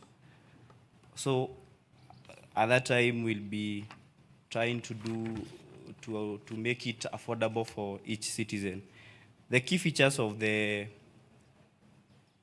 this electric scooter, it's eco-friendly technology. It's friendly to the modern technology. We are moving from the use of fossil fuels to electrical vehicles. It has dual charging option. You can use the renewable energy, the use of solar panel, and the electricity. You can charge it using the AC current. High performance of 1,000 kilometers per hour. That's 5 hours after full charge.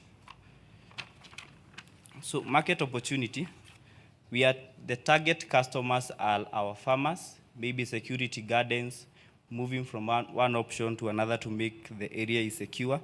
The urban commuters, shop-to-shop communication, and maybe workshop-to-workshop communication. The other customers are delivery service. Maybe you want to deliver an envelope or a small box to someone.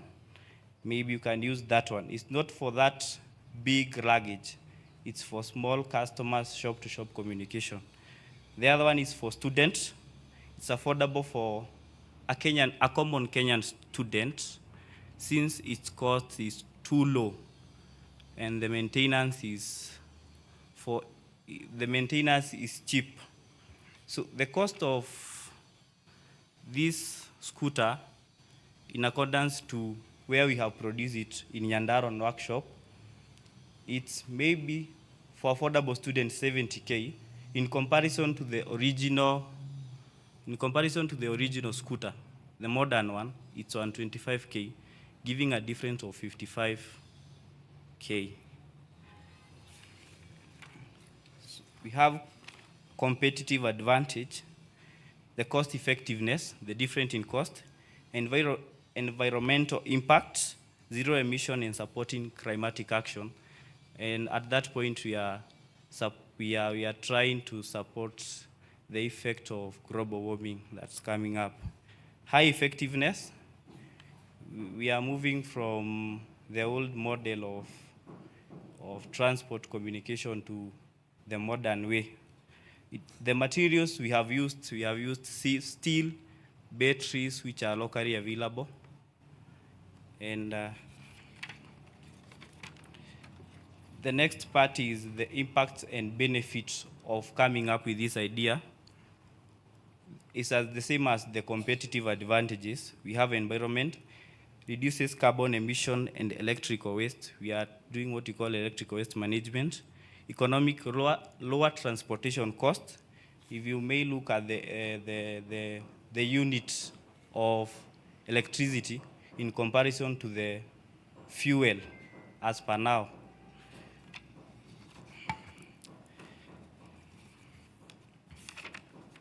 So in conclusion, I'm calling forward towards all the students to move in this model of using electrical vehicles and the recycling of electrical waste and use of locally available materials.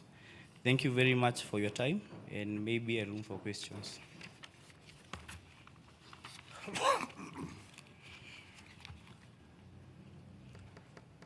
Thank you so much. Questions from the audience? Questions from the audience? Yes, there's somebody at the other end. You're just saying hi? Okay. He's changed his mind. He no longer has a question. Anybody else? Judges? Yes, I have a question. You have lectured us. We have heard you clearly. But where is your scooter? We have not seen it. We have not seen any slide. So we don't know what you're talking about.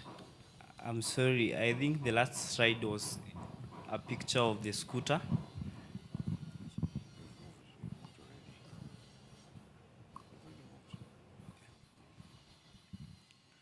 Okay. Any other question? Still on you? Yeah. Who made that scooter? because the way you are talking, the way you have composed yourself, I don't think if you are the one who made that scooter. Okay, I made the scooter I myself under the idea of a supervisor to renovate the modern one to our own design. Okay, sawa sawa.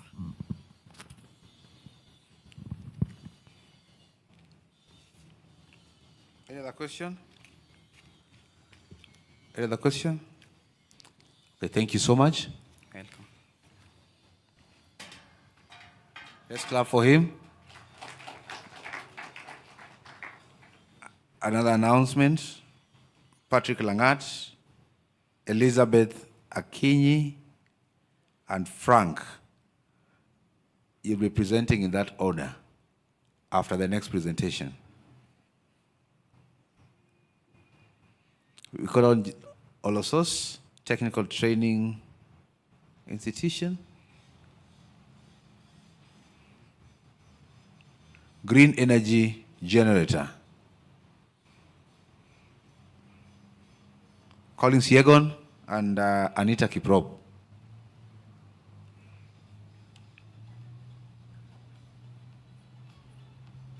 Somebody from Olosos to guide the slides.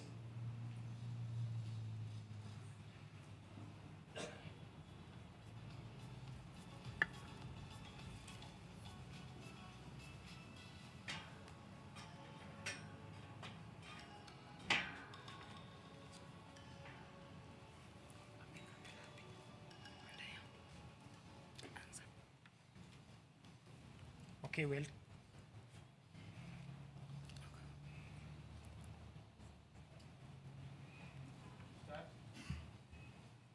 Okay, welcome. I am Colin Tiagon. And I'm Kiprop Anita. Okay, we have a company of Olesos Technical Innovation Hub. This company, we are producing green energy generators. Okay. Next slide. Olesos Technical Innovation Hub Limited is an incubation center that caters for innovation from all departments in the institution.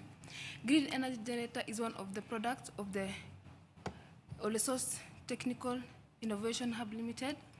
Green energy generator generates power by enhancing electromagnetic induction that meets energy demands at zero greenhouse gases. Next.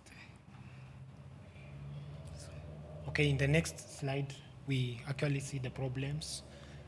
The global energy changes. I've seen many countries and adapted the source of using environmental energy sources and even the needs. And even burning the fossils of that produces the greenhouse gases in the atmosphere. These gases contribute to the greenhouse effect. The rise of the Earth's temperatures leads to the global warming, which causes the change to the atmosphere. Next. The solution, this innovation presents the development of green energy generator for efficient and reliable power generation.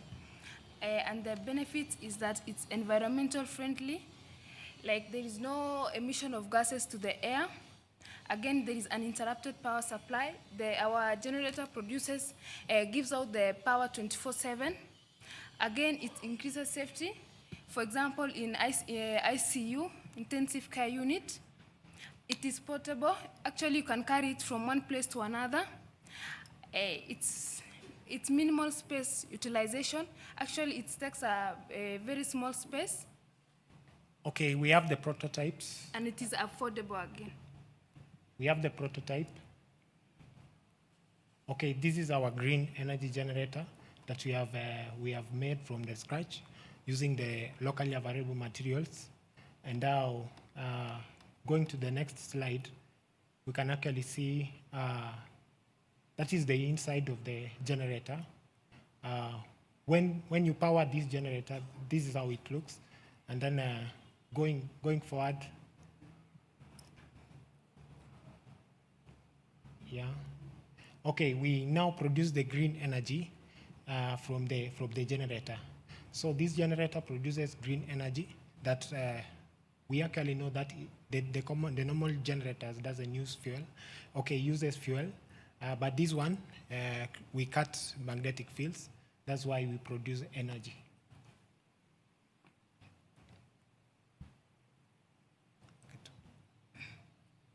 Okay, yeah.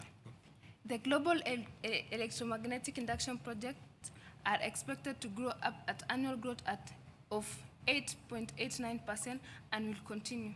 The future of electromagnetic induction generator is promising, with ongoing research focusing on increasing efficiency, reducing costs, and expanding the applications. The applications area of particular interest in smart grid integration with smart grid technology to enhance efficiency and reliability of power distribution, microgeneration for localized power production, such as in smart homes and remote areas. Next slide. Okay, that is the structure of the circuit diagram of our generator, how it looks. Going forward, that is the revenue model product cost, and our machine, our generator cost 1,666,530. But if you that is when you add the both from ideation and but our generator actually cost 166,530. Next slide. So that is the organization structure of our company. We have the general manager. In this side, the left side, we have the production manager, and then we have the fabrication manager and electrical personnel. And then in the other side of the right one, we have the marketing manager and salesperson and finance officer. So that is the end of the. Any question? Any question? Thank you so much. Invite the audience to ask any questions. I can see two hands, so we'll start from this end and then you go to the other end. Thank you. I wanted to ask that, given that you're saying that you're generating green energy, it means you are totally above 100% efficiency in your system. So if you've got a battery, then you are using it to run a motor that is rotating another alternator, which means it's consuming energy, and wires normally have resistance, there'll be losses, etc. So it means at some point, the energy you're generating back to your battery will not be the same as what was there. So are you sure it is totally green? Because I think it's a very... are you using special materials so that to achieve that kind of scenario whereby there's no losses and you are getting back to your levels of energy that you had before? Thank you. I think they've got the question. Let's take the second question, then you answer both of them. The other end. We saw an hand somewhere. Can you raise your hand if you had the question?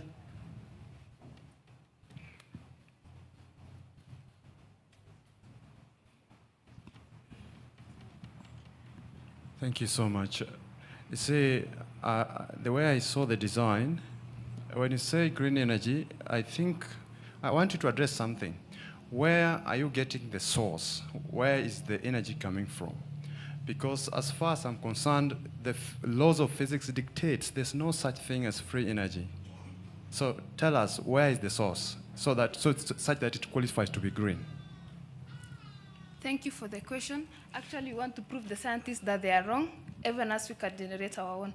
Actually, the purpose of the battery is only for the, actually it's not the only the normal motors. These are the induction motors. And the purpose of the battery is only for our motors to gain momentum.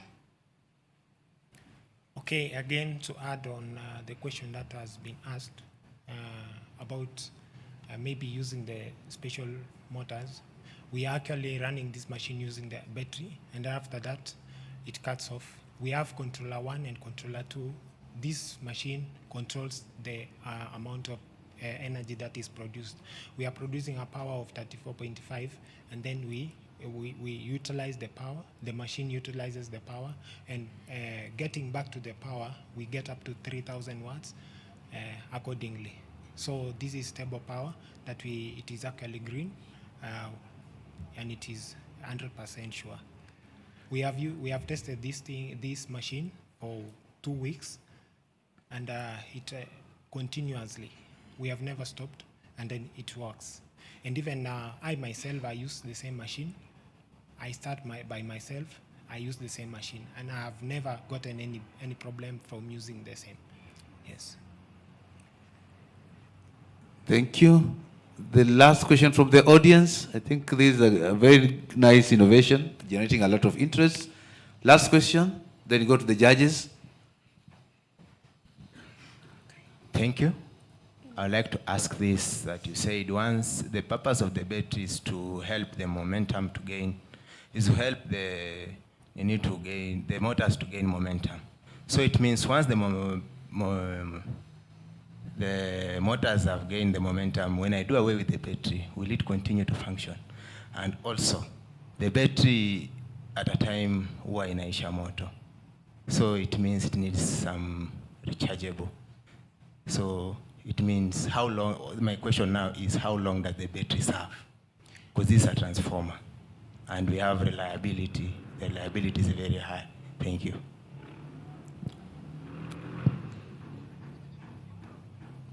You could respond to that. I think all the questions are revolving around the same thing, your source of energy and sustainability of that source. Okay, thank you for the question, and let me elaborate about how the battery works. This machine, we have come a long way. 3 years ago, we've been doing this, and we tried the first one without the battery, and it works. But now we wanted sustainability. So sustaining this machine, we actually take back the power when the machine is not working. There is a time whereby the load will not be working, or even the lights will not be working even during the day. So we storing this amount of charges that we are producing, because this machine is running 24 hours, 3 days, 360, or even 2 years, 3 years. So we'll be storing our charges from the battery and the capacitor. So the capacitor works in one-on-one because we have different equipments that we have placed. Yes.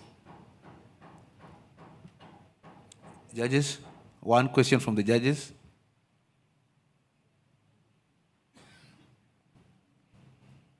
Okay, sorry for that. You've answered on sustainability, although it is not satisfactory. You've really owned this machine and you've really talked about using it for a source. But I would kindly advise you to look for piloting testing for customer satisfaction level, because to you it is very good. Yes. But you need to give us a customer satisfaction analysis. Okay. So that now you can give us, a feedback on usage. Yeah. So kindly look forward to do a piloting. Okay. Thank you. On the interest of time, will you clap for them? Now, we go to the next presentation. Before that, we are displaying a QR code on the screen. We'll encourage you to scan this QR code for all the trainees. And in this, it takes you to a form where you're supposed to enter or your names the way you want them to appear in the certificate. Okay? So it is a link to a form where you give us your name or names as you want them to appear in the certificate. Kindly ensure that you scan that code. We give you 2 minutes to do that.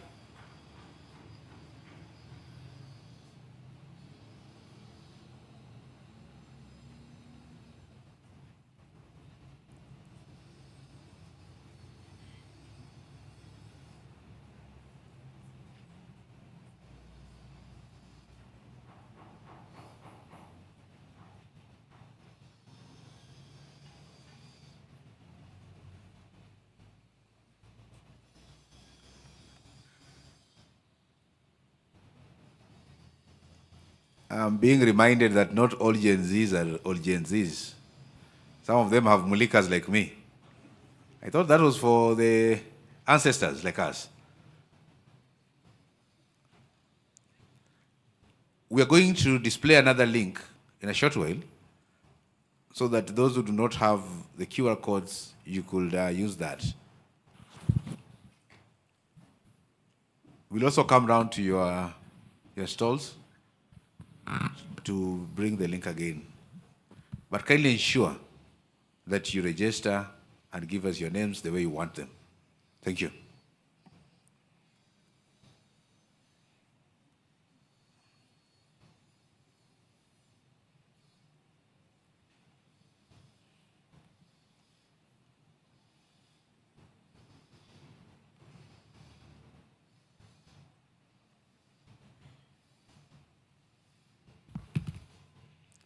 The next presentation is a smart prepaid energy meter from Kiambu National Polytechnic. Elizabeth Akinyi, kindly.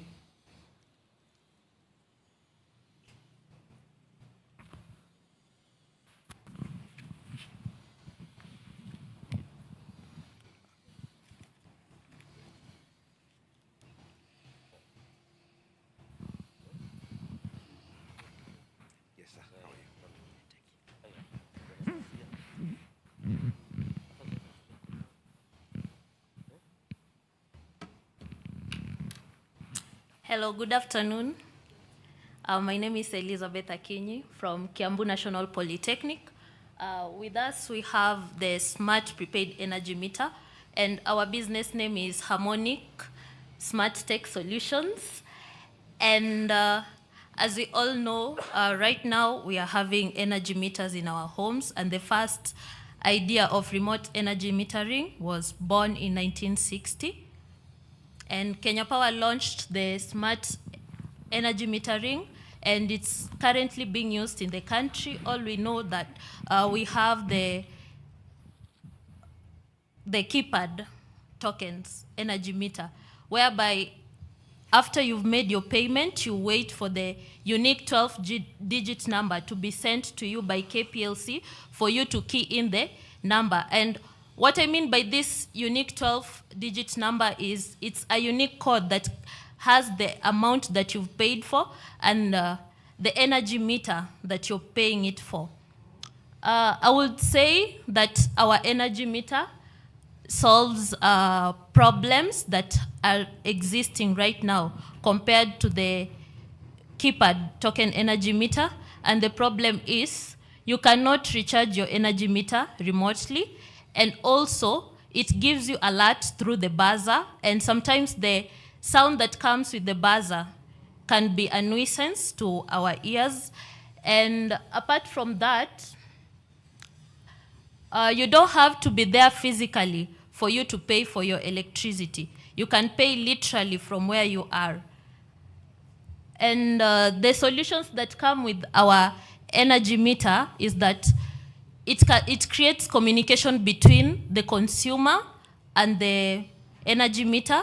It can give you alerts on low energy balance. It can also allow you to pay without you waiting for the 12-digit number to be sent back by KPLC. You just forward your M-Pesa message that you've used it for payment. And then our energy meter, it has a microcontroller that will be able to detect the amount that you've paid for, and it directly converts it to number of units. In our case, we've used the rate of 1 unit is equals to 5 shillings. And our company overview, because this is a product that has been produced by Harmonic Smart Tech Solution, is that we are here to provide technological solutions to human needs, to the problems that humans are going through on their daily basis. We provide smart home solutions. We also provide healthcare smart solutions. And I will just take you through the product sequence, which is a block diagram. The heart of this energy meter is the microcontroller, which is the control unit. We are using a microcontroller which is AT Mega 328P. We also have the mains power measuring unit, and in this case, the mains power measuring unit is the analog energy meter that's being currently used. We also have the display unit, we have the communication and recharge unit, the switching unit, which allows you to, it automatically restores power or cut power in case of any recharge has been made or the energy units has been depleted respectively. And I think I've just explained that under the block diagram, so we will go to the next slide.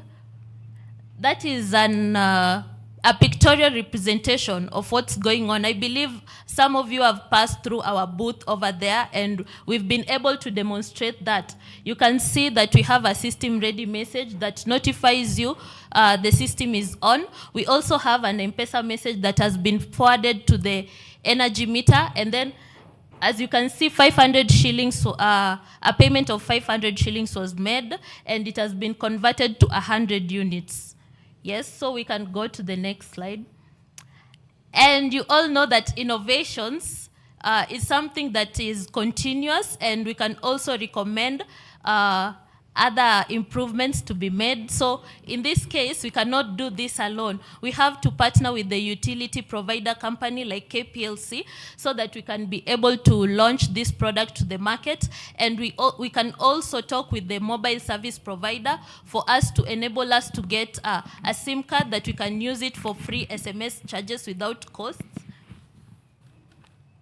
And last is our budget. Under our budget, we've been able to categorize it and clearly show the amount of cash that has been able to go into that. Some of you can say that it's quite expensive to produce one product at 15,900 shillings.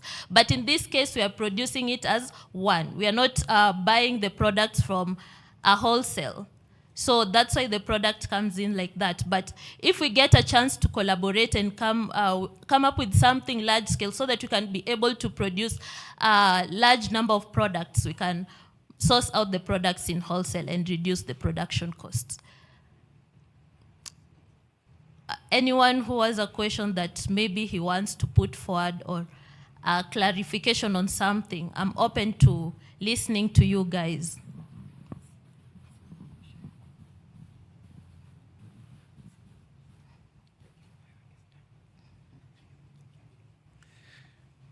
Thank you so much. You're welcome. Any question? If I use the same term, you guys, any question?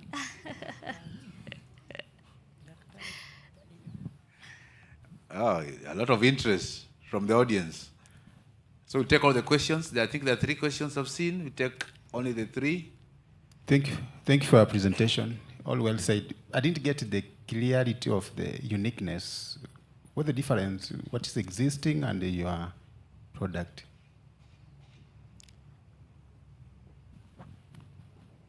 Okay, the uniqueness of our product, what we have at our homes is that anytime you're making payments, you have to wait for quite some time for you to get the unique 12 number. That is a code. And then you'll have to be there physically to use the keypad to input the 12-digit number.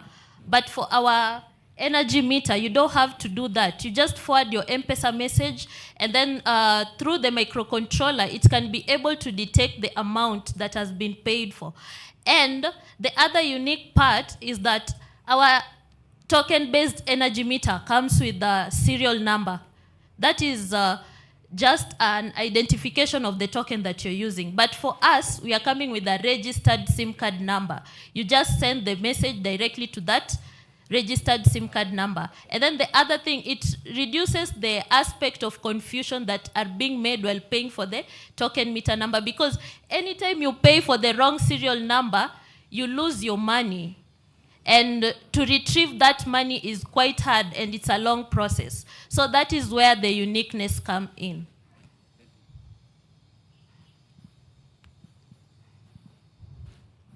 Okay, thank you. Another question. Yes. What are your targeted audience? Okay, my targeted audience is to collaborate with the utility companies. And because this is a smart prepaid energy meter, we can also deal with the industries. For the industries, they don't have the token base because they use energy in a large quantity. So we can collaborate with them. Maybe if they are having other sources of energy, like the solar energy, they can get information if the power has been shifted from the utility provider to the solar energy, and also they can be able to get alerts on the amount of power that's remaining that they can use. Okay, another question. Yes. I've seen that your commercial production is a bit higher than what is existing in the market right now. Yeah. Because what is existing in the market right now is around 10,000 shillings. Okay. And your meter is 19,000, isn't it? 15,900. 15,000. Yes. So how are the consumers going to benefit in using your energy meter? Okay, we sourced our products locally, or maybe I can say the components, we sourced them locally, but we can buy them in bulk in terms of wholesale, or maybe we can import them from outside for us to get a cheaper option.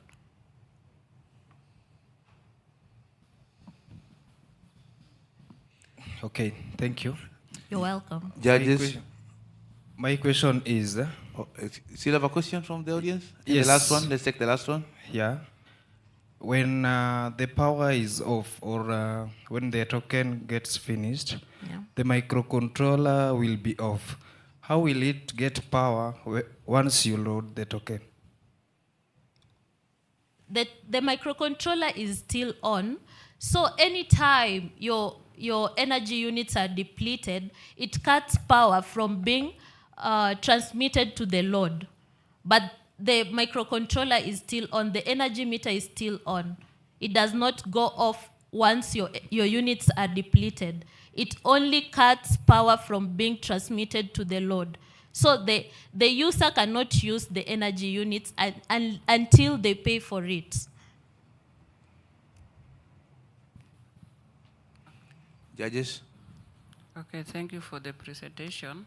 So I just wanted to know on the sustainability. Yes. Because there is also others which are existing. Yep. And you said you are going to target the industries, which is not obvious, Yeah. because you have not shown evidence of maybe collaborating with what industry.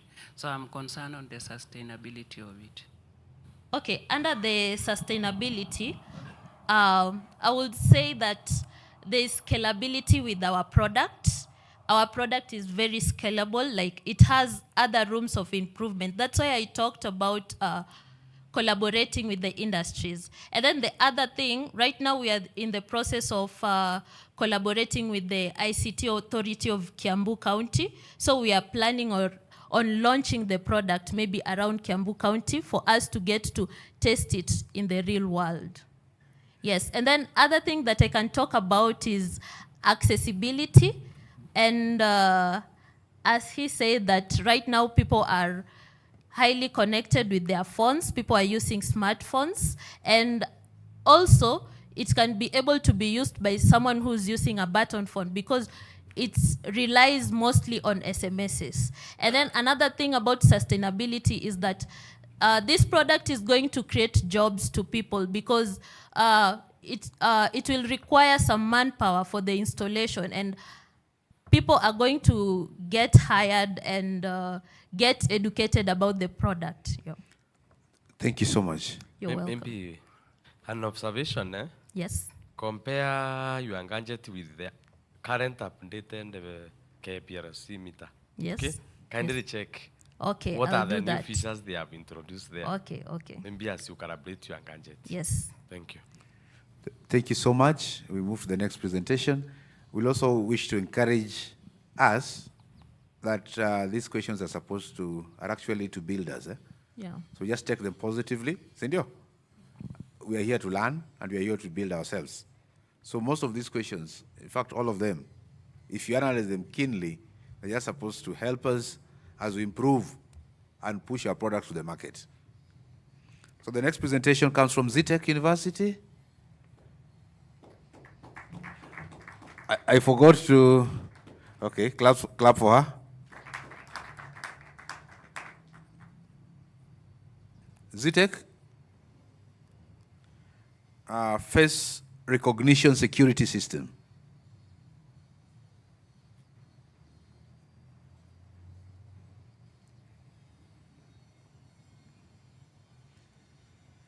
As they prepare, David Karanja, you're next.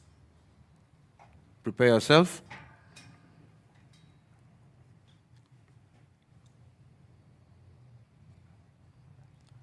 Somebody to assist them. Hello, everyone. My name is Mike Francis Nganga. Am I audible?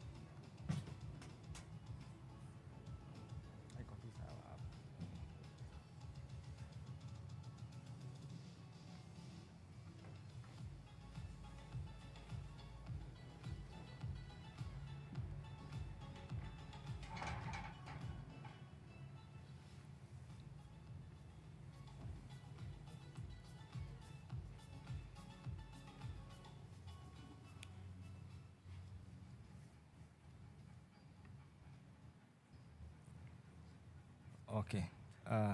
My name is Mike Francis Nganga at ZTech College, and ZTech Business and Institute is under ZTech University. So I'm taking electrical and electronics engineering. And what I'm presenting to you before you is Microbox. Microbox is the startup that has the face recognition system. So the face recognition system is the system that as a user, you are supposed to scan your face and you are granted access if you are in the database of the system. So as you can see, the problem statement, we are trying now to do away with the manual way of accessing facilities. So we are introducing the face recognition system. So as a user, you are supposed to scan your face in the camera so that if you are in the database, you'll be granted access accordingly. And also the system is applicable also even in classes, in the cases of institutions. So the students can also mark attendance even in classes, and the system can be customized to any particular institution according to the user, as the user requires, not only even in institutions, even in the estates. The system can also be installed even in estates where we have multiple entries of people, and it's also anywhere that is busy, because the system is fast and it has also the reliability. So the solution that we are providing here is artificial intelligence. So I've trained the neural network such that a manner that they can be able to identify different users due to the different facial properties that the users have. So that is how the system will be working. You scan your face and you are able to access the facility if you are recognized by the system. And also the students can mark the attendance, and also the system it has a real-time way of functioning in such a manner that you can be able to track whatever is happening. Now, instead of, for example, when something has happened, such that the security they usually go to check what has happened after some time. So what the system does, it gives a real-time feedback of whatever is happening. So the neural networks have been trained to detect even anomalies, such that the person in the control room can get a notification of whatever is happening at a certain point. So that is the way the system will be working. We have the input image, which is from the camera, and also the database where the user's information is fed, so that when the user is recognized by the system can mark also attendance and can do the other functionalities. And when the user is not recognized by the system, it gets a real-time feedback and will not be able to access the facility.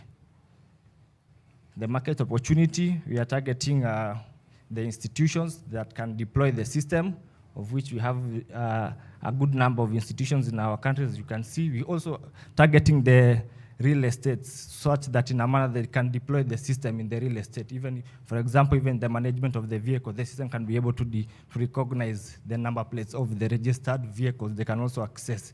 So the market is huge, as you can see. The competitors, we have Oracle Kenya is doing the face recognition, but now our edge is now on the part of the anomaly detection and also the management of the students in classes to minimize the students skiving the class. I know it sounds a bit because I'm a student myself, and sometimes we do like skiving classes, so the system will be trying to address also that. Whereas the system has increased performance, the neural networks have been improved because of the technology behind it. I'm using neural networks to improve the speed and accuracy, and as well as precision of the system. And our edge also lies in the detection of the anomalies. So meet the team behind Microbox. As you can see, myself, the CEO and founder, and also the other members of the system. Okay, the business model, that is the unit cost, as well as the running cost, they'll be included that. Next.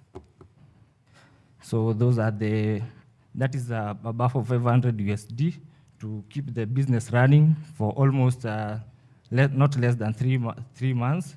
And the business revenue will be generating from the installation of the system as well as the maintenance fees. And these are call to action. The interested partners in the AI technology can also join us so that you can spearhead these innovations. Thank you, and welcome the question and answers.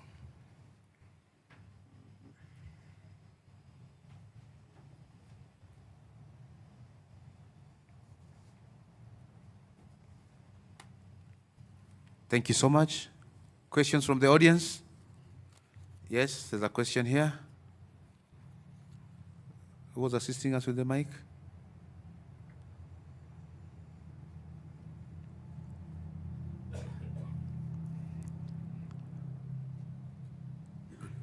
Somebody's interested in a question here? We'll take only 2 from the audience.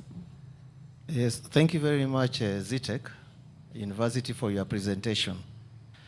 Now, when you're coming up with an innovation, you're looking at the sustainability. So I wouldn't want you to really focus yourself to learning institutions per se, because most of the learning institutions in this country are public institutions, and they might have the challenge of putting that into place. Yes, as much as you have said it is going to check on attendance. The other thing I'm looking at is already in the market we have face recognition systems. They are there. I would want to understand what is so unique about your system. Thank you very much. Those are very interesting questions. And to begin with your first question, I mentioned that the system will be also deployed even in the real estate, so in the commercial areas. So, for example, there are a lot of estates in these in our country, and one of the business models, my entry point to the market is that I'll be working with the contractors and also the real estate companies, the developers, such that that's my entry model to the market. So it does not apply only to the institutions. So it will also be applicable even in the real estates. So that is also a market that I mentioned earlier that I'll be also targeting. The second thing, what is unique in the system is the anomaly detection also. The system, the neural networks will also be able to capture the anomalies that happen. The network has been also trained such that they can capture the anomalies in the surroundings, such that because there is also a challenge that comes to the security, such that when something happens, after maybe some time, that is when the people in charge of the security, they usually go back to the database to look what has happened, maybe and that usually takes time. Maybe it will be after a certain period of time. So the anomaly detection part of it will be able to send real-time feedback to the one maybe in the control room to check maybe the information from a certain camera from a certain location, something is happening there. So the anomaly detection part, that is even the competitive edge that I'll be having in the market. Thank you. There's another question from the audience? Okay, the judges?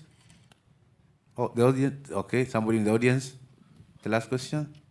Yes. My question is, it uses face recognition. Now, in a situation where a person gets an accident, because it usually happens, do you have a manual override for the system?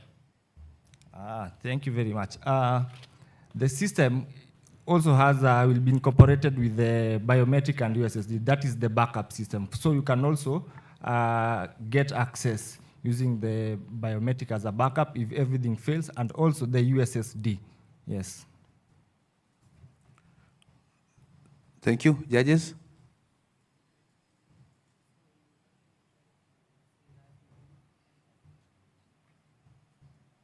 Maybe through the contractors who are doing the nini, but it is not a guarantee.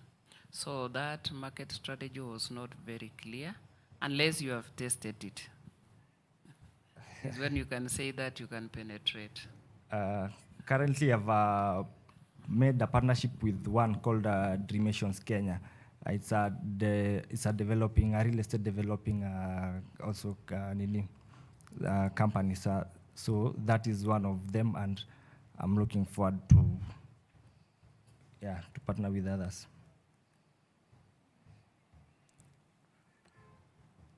Thank you. Thank you. At this juncture, we are going to break for lunch. 30 minutes. It's 24 minutes past 1. We congregate at 2. We have quite a number of presentations. Also, at this point, I wish to announce that we've agreed as judges to cut down the time for presentation to 5 minutes from 7. So we meet here at 2, kindly. You don't want to go? Can we continue? I'm going to leave here the email for those who have not registered yet, to register your innovations, actually to send us the PowerPoint presentations.